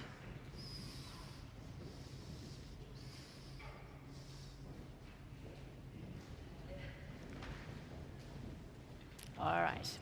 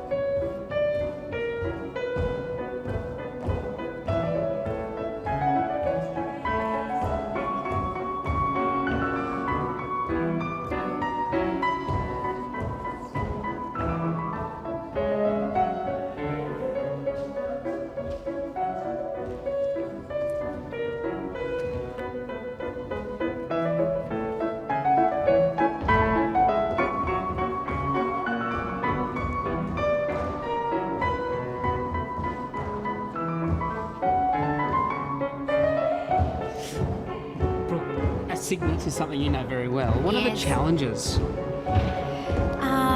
You know, you need to be in sync with the group, and also it's all about footwork. So it's a lot of, as you can see right here, by this point your feet are getting really tired and maybe crampy. So it's a little bit of a push, you know, at this point. So this is one of the more physical things you'll do as a dancer? Yes, I think also there's the pressure that comes with being a signet, you know, it's so iconic that people expect. Done. People have very high expectations. I feel like, you know, at the Olympics you run your 100-metre race and all of a sudden someone shoves a microphone in your face. Who's got their breath? Sarah, I'm going to jump in with you. How do you feel after you've just done that minute? How long is that, a minute and... I'm not actually sure. Feels like a long time. It's a great feeling actually. It's a real burst of stamina, and it feels really great because you're part of a close-knit unit. You've done that so well with a puffing breath. Jill, being on the outside, does that mean your role is a little bit different to someone who's on the inside? Well, I guess I lead some of the trajectories, and it's really important that they're sort of consistent every time so that no one gets a shock each time we do it or each show we have. Like, it's always very consistent. Now, I am sorry for interrupting. I've just got one more question. Shani, I'm going to come to you. Are you there talking to each other the whole time? Like, stop that. No, not really. I think we're all pretty focused on, you know, not doing a wrong head or a wrong foot or something. But yeah. You can squeeze a little harder. I'm sorry to have interrupted. I just know everyone at home loves the Signet dance, and there's so many questions about it, but I'll let you get back. And Brooke, I'll just ask the questions to you, if that's okay. Thank you very much. Sorry for interrupting. It's pretty good. Really, really good. It's just the pas de charge, you still don't look comfortable in that little gap there. I think she just looks like she's turned a bit more like that, and I'd like her, if she can, just to be a little bit more open. Oh, so we were. Yeah, because you're doing that thing where you're sort of encroaching, like you're trying to move, all right? But you've got to stay on the spot and move together, okay?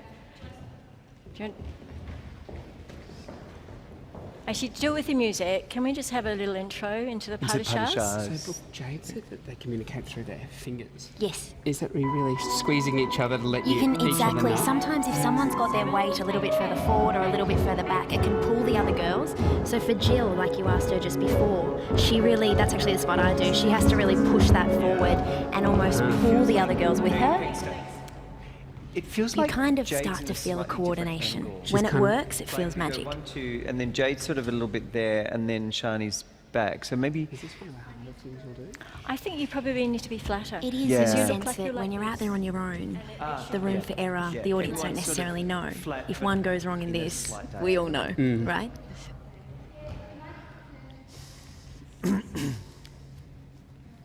I think because we said about the knee being in front, I think you're just overdoing it. The other thing is that people would probably assume because there's so much energy in the legs that there'd be energy in the arms, but you actually need to keep the arms quite loose and soft to be able to move, and lots of energy in the legs and feet. Yeah. It should actually be really relaxed. Literally like a swan in water. Have that pressure. But I think what's happening if we get pulled along when she starts to do that. Nothing all up right? top and legs just working like crazy. Exactly. Is it hard? The fact that you're wearing a tutu, you can't see your legs or anyone else's. Exactly. So especially when you first walk on, you rehearse exactly what leg you'll step on and all that sort of stuff, so that there's no room for error. Second leg, and then it's also musicality, the speed of the music. Does that change much depending on the pianist? Depending on the pianist, depending on the orchestra. Normally it sets up from the beginning of the dance, so that's when you might squeeze hands. If we could just leave it behind, it will be fine. I think it will correct itself. Yeah, exactly. Now, ladies, we still have this to work out. Yeah, it's just you're not actually changing your head at the same time. There's from when you do the backs to the fronts, the overs to the backs.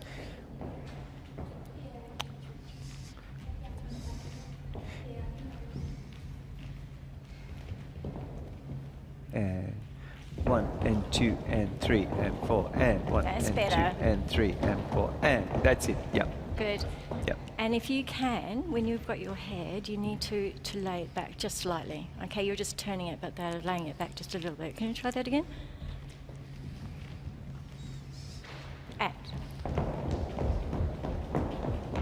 That's better. Yeah, that's it. Lovely. Yeah. Okay, so this is much better without the massive hit to the side, which is really fabulous. But when we come to separate, we still have to keep that footwork going, all right? Don't release it. So just come back here. Can we just do the end of the pas de charge, please? And just let's go to the end, all right?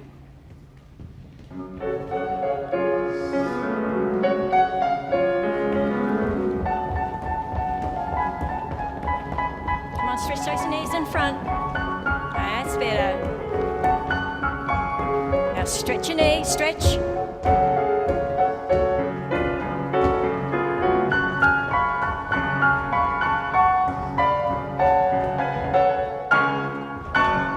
Okay, It's pretty lovely, Much guys. better. Really, really nice. Except, after before you go into your pose, you all go into this just a little bit on your own. So, all right. So just on the last note. Okay. Just mark it. So, and from here, just mark it with the music. Can we just go to the end?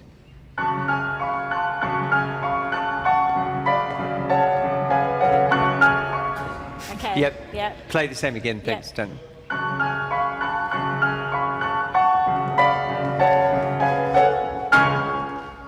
So it should be. That is when you take your arms into the first position, all right? All right, just do it from here, same place. Just end of the From the pas de pose's chasse. bag. Oh, pose's end of bag? pas de chasse. End of the pas de chasse.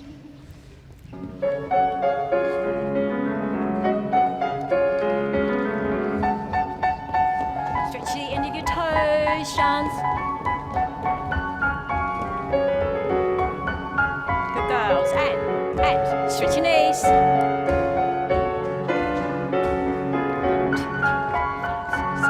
1, 2, 3, 4, 5, 6, 7, 8. That was much they're better. much better. Yeah. So that was on 8. Okay? Yeah. It is so All right, fantastic. lovely. Did What you was notice nice the that time too is when you Yes, did separated, you? you all kept your heads Not the so same much. way. Yeah. It's fantastic every It's time. funny, we're always striving for this perfection that almost doesn't even exist. And with that piece in particular, that possibly the most iconic ballet moment, when you're a cygnet and that music starts and you come out on the stage, can you feel the excitement in the audience? Absolutely. You sort of sometimes hear a gasp, like, ah, people are, and then usually at the end the crowd goes crazy for it. So you kind of go like a bat out of hell and then get this beautiful feeling of the audience are right there with you. And is there more pressure with something that's so iconic?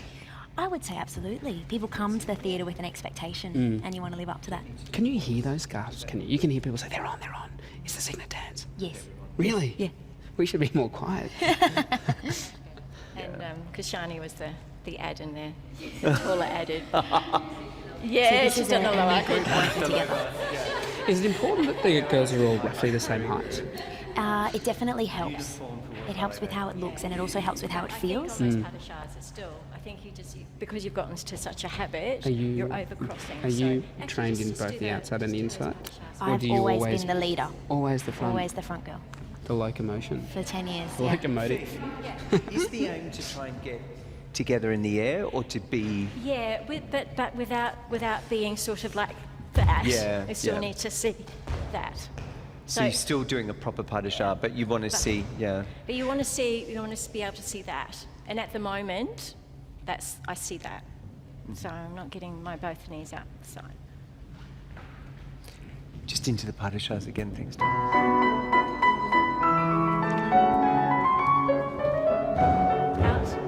There we go. She's got a second leg, she's at the first leg. There we go. Yeah. Okay, all Thanks. right, that was better. Can we go into this? You started to do this then. Okay, do the same thing, just keep by the end you were fine. Okay, so you've got to bring up more. Aha, there we go. Yeah, just high. But that's much better. Okay, good girls. Thank you very much. Thank you. Well done. We're done. What's next? Next door. All right. Okay. Thank you. Thank you, Fiona. Sorry for interrupting. No, that's all right. It feels like the one moment when they are so out of breath and they have to stay composed and relaxed and not show it in their face. They're usually running off. Yeah, by right. then. They've done their curtain call now, They've run done off it and and go they're out. Well, thank you very much for showing us that. I Pleasure. know for everyone at home, that was one of the big highlights everyone was looking forward to today. Oh, wonderful. Yeah, thank you very much.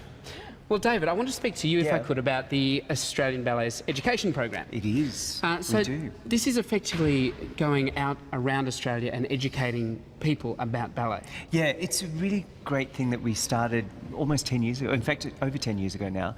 And it's about taking ballet into schools. And we don't try and teach kids in schools how to do ballet, but we get them to sort of understand living their bodies, making shapes, working in groups together. And so it's sort of like an opportunity for them to get a sense of what it would be like to be a dancer.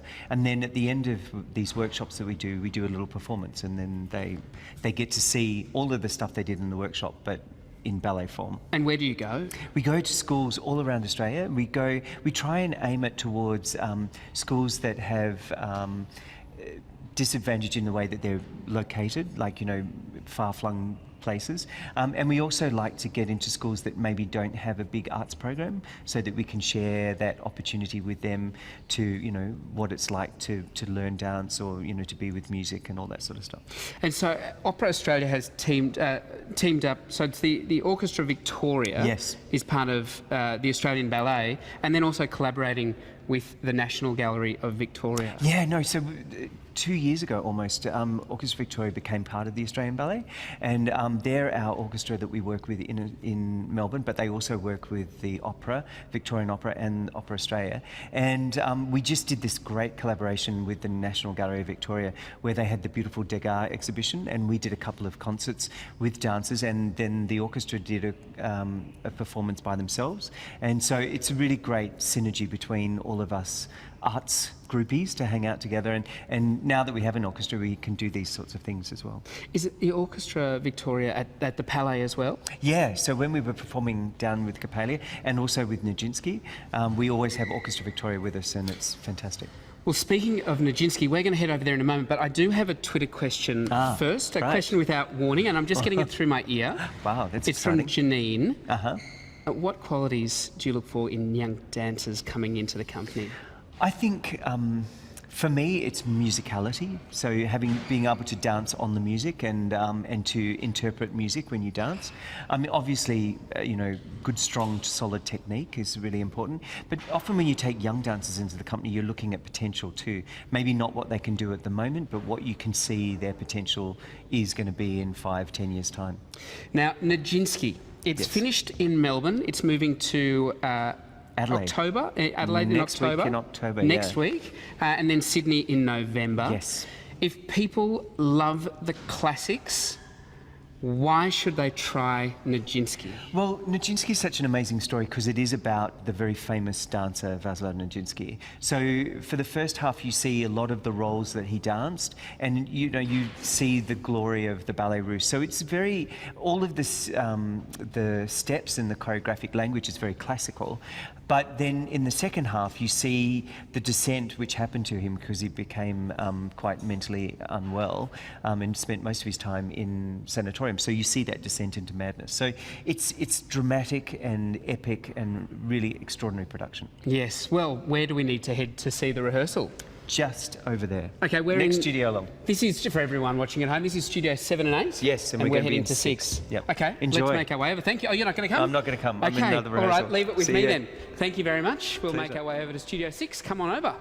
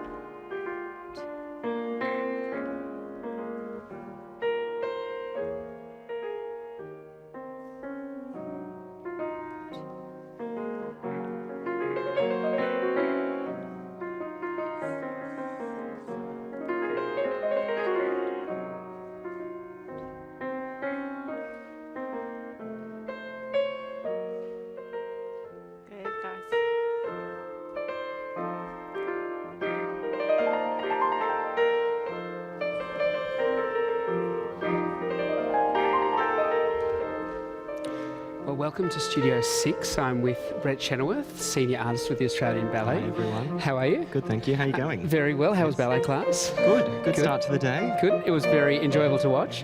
And now we're seeing something pretty enjoyable to watch as well. We've got Kevin, Amy and Jared dancing a scene from John Neumeier's Nijinsky, yes. Now, this is opening next week in Adelaide and then moving to Sydney in November.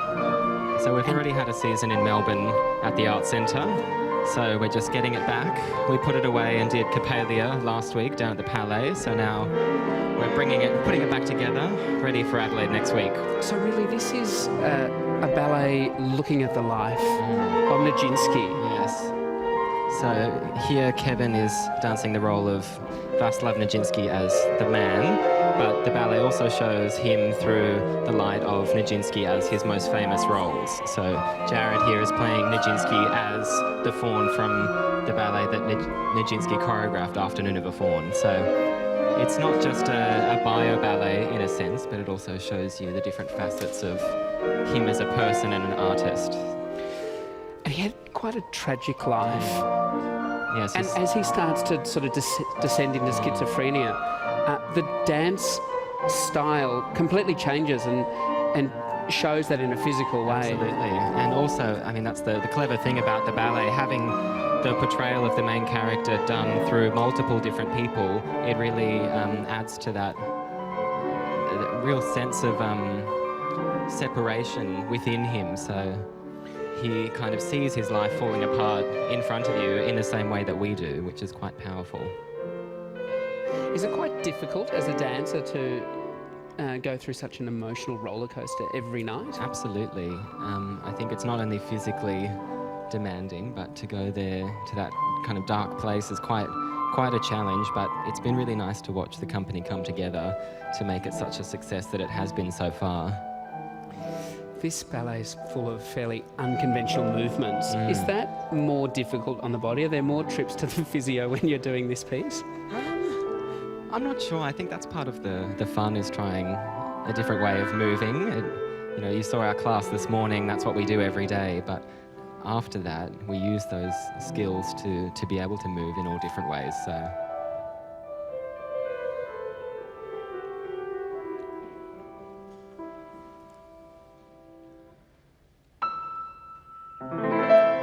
So this scene here is called On the Ship, which is where Nijinsky and his future wife Romola first met. So she was a super ballet fan for quite a while and kind of tracked him down, and this is where they first kind of fall in love.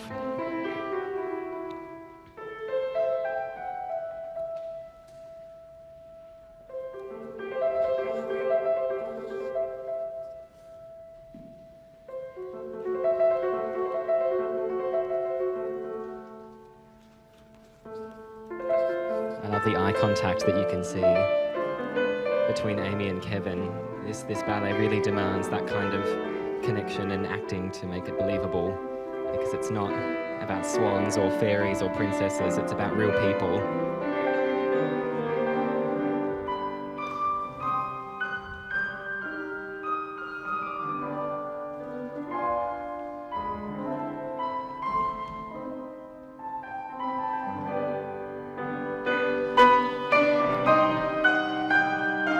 This lift is quite tricky, coordinating it between three people. There's incredible trust that goes on there.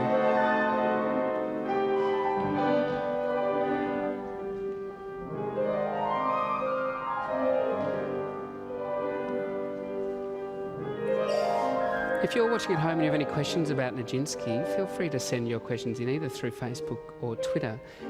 The story of Nijinsky is fascinating. He was such a charismatic dancer, but in his own personal life, quite a recluse. Yes, I find that quite interesting as an artist, to think that he really came alive on stage, which is what we all train to do, but he almost mythically was so good at transforming. It's And this love story that we're seeing kind of start right now was one that went all the way through till the end of his life. His wife stood by him, had a couple of children, despite so much that went on in his personal life and in his professional life. She was always sort of there, a solid rock in his life.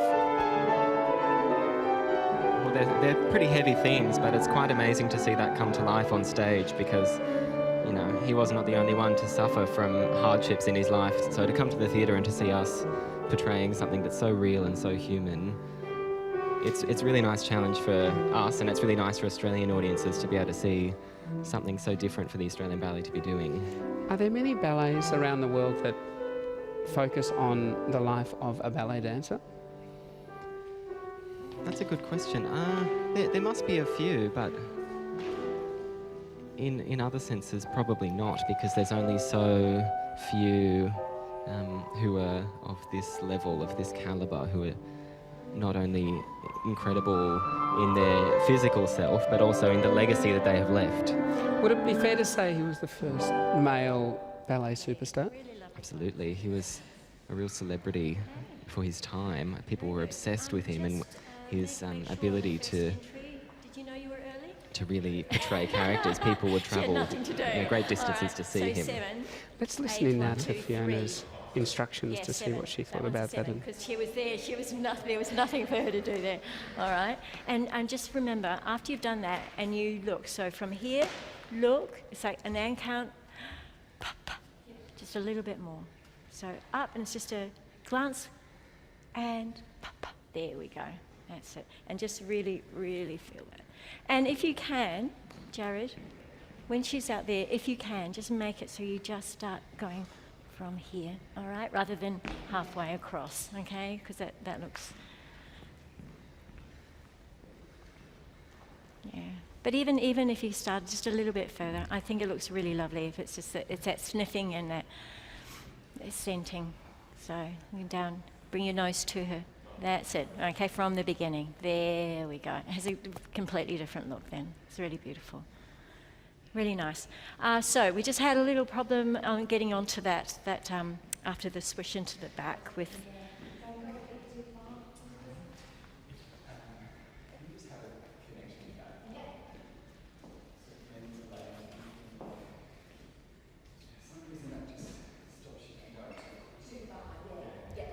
And it's just that little bit then, because sometimes what happens is it starts, as she goes underneath, if she can stay on her leg, if we can, and rather than trying to get away.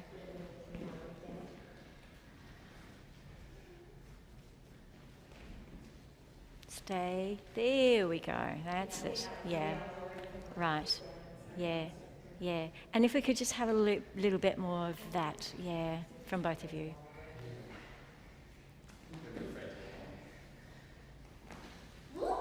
That's it. Here we go. Nice. Yeah, lovely. Lovely.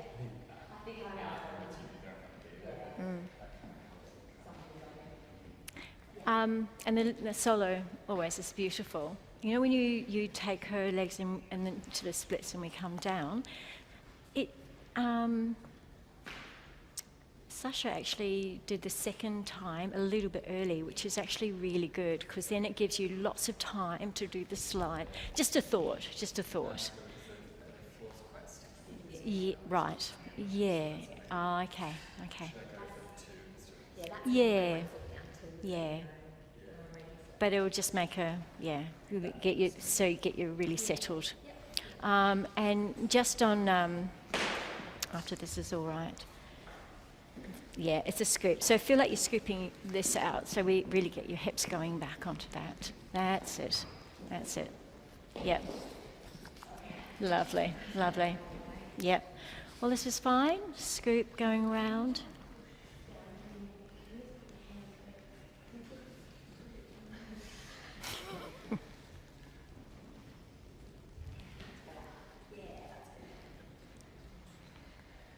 Nice. All this was good. Round. Come on. Fine.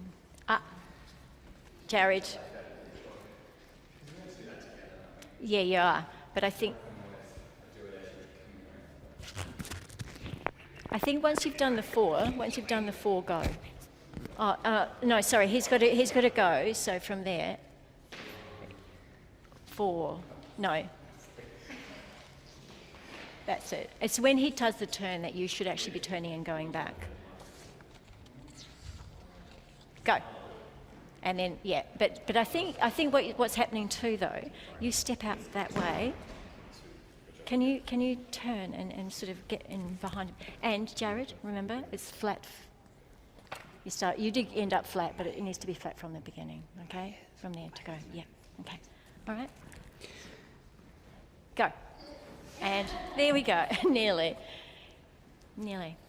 Maybe you just need to slightly delay, because you can feel with it when he's going to the back anyway. Yeah, all right? Yeah, and then really just go straight to her, okay? Don't turn, straight to her, because she needs to be down by 4 on this one. Is there any way you can just support her just a little bit? Yeah, in the back? Yeah. Just for the back then, so that she can go back further. Further. There we go. That's it. Great.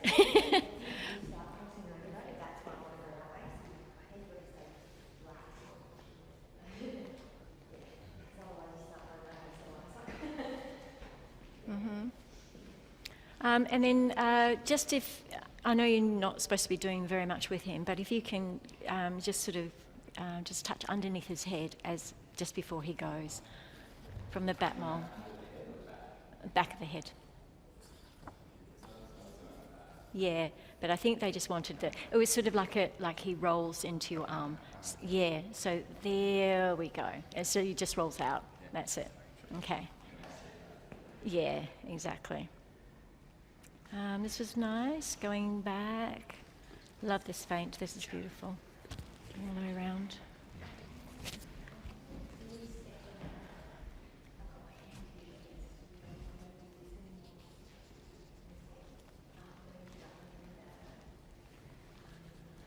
She picks.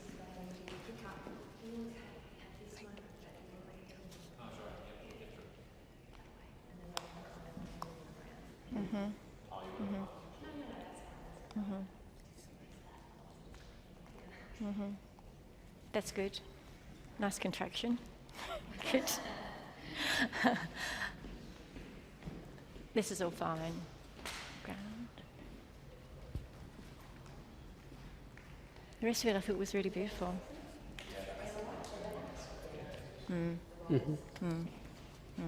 Those were really nice. Just at the end here, after you've done the manège and then this coming around, yeah, it's not quite working.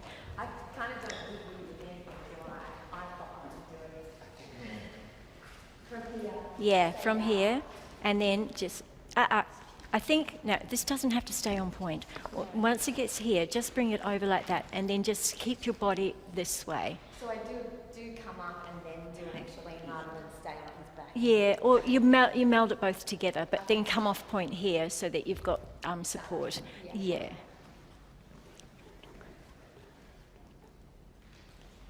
And stay to the side. There we go.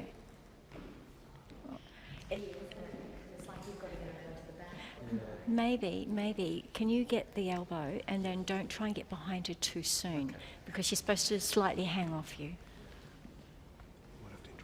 Okay. Stay there. There we go. And then she just comes in afterwards. There we go.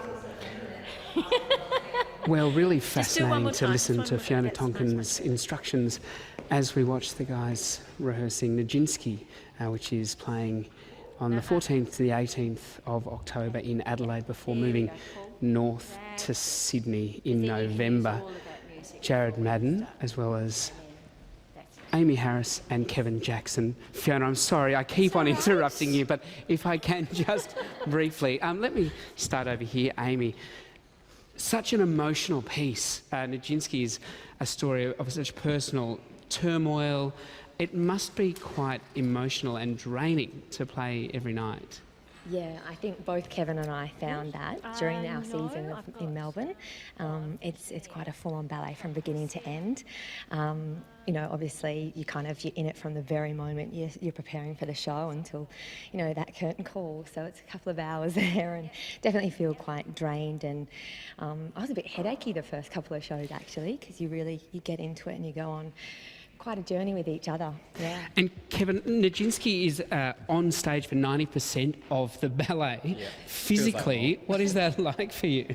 It's really demanding. It's probably the hardest ballet I've ever done, physically and emotionally.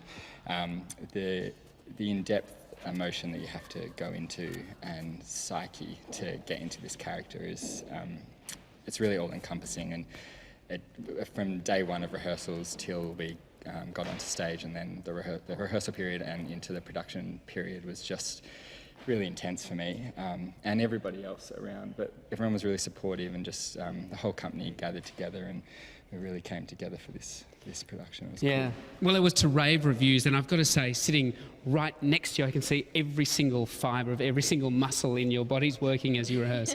So thank you very much for that. And if you haven't seen Nijinsky, you can. It's going to Adelaide next 14th to the 18th of October before heading to Sydney in November.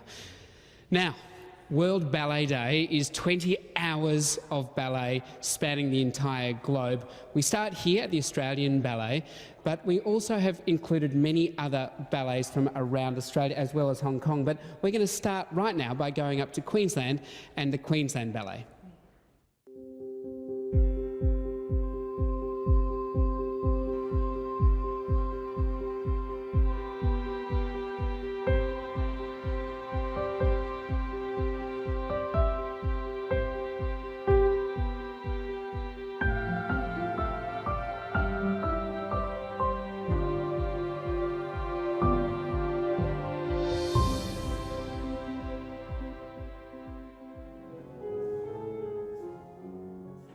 Hello, I'm Li Cunxin, Artistic Director of the Queensland Ballet. Welcome to Queensland Ballet and happy World Ballet Day. Come behind the scenes with us so you can get to know the company a little bit better. We start the day with company class, and then we go right into the rehearsals after this. You'll meet a few dancers later on and to understand what brought them here and what inspired them to dance.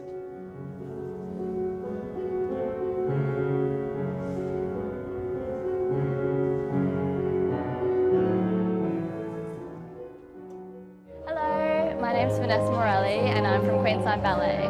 I started dancing when I was about 4 after watching The Wiggles on TV, and I saw a beautiful ballerina come on the screen, and I ran to Mum and told her that that's exactly what I wanted to do, and she enrolled me in the ballet lessons. I'm from Melbourne, and I trained at Ballet Theatre Australia and also at the Jane Moore Academy of Ballet. I also went on to compete in New York City at the Youth America Grand Prix, which was a fantastic experience for me. I joined Queensland Ballet in 2013, and it just blows my mind that I am so lucky to do what I love every day. Hey, I'm Alex, and I started dance at the age of 3. From there I was accepted a place at the Australian Ballet School in Melbourne. So I studied there for 3 years, and when graduation came along, Li Cunxin offered me a job here at Queensland Ballet, and I've been here ever since, and done many amazing roles with Queensland Ballet.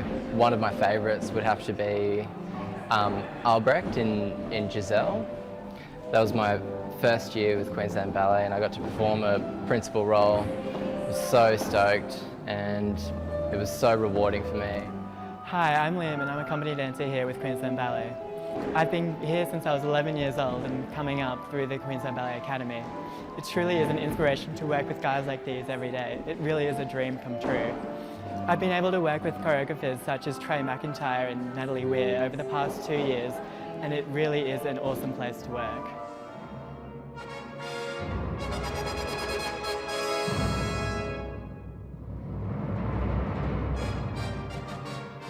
We're just about to go into our daily rehearsals, and half our company is already on a regional tour across Queensland, and we got half the company here rehearsing on the other part of the tour. The program we're taking on regional tour comprises of 3 different ballets: Marcon's beautiful arched valse with folk dance and classical ballet combined. And we got 3 preludes, Ben Stevenson's gold medal winning international acclaimed Pas de Deux. And then we also got Greg Horseman's Verdi Variations, which is very highly energetic and a classical tutu ballet. Our principal repetiteur, also our ballet mistress, and happened to be my wife. We both have danced this beautiful piece, Three Preludes by Stevenson's, and Mary will be conducting the rehearsal with two of our dancers. Very special piece. I love rehearsing it and I love dancing it, so I hope you enjoy it.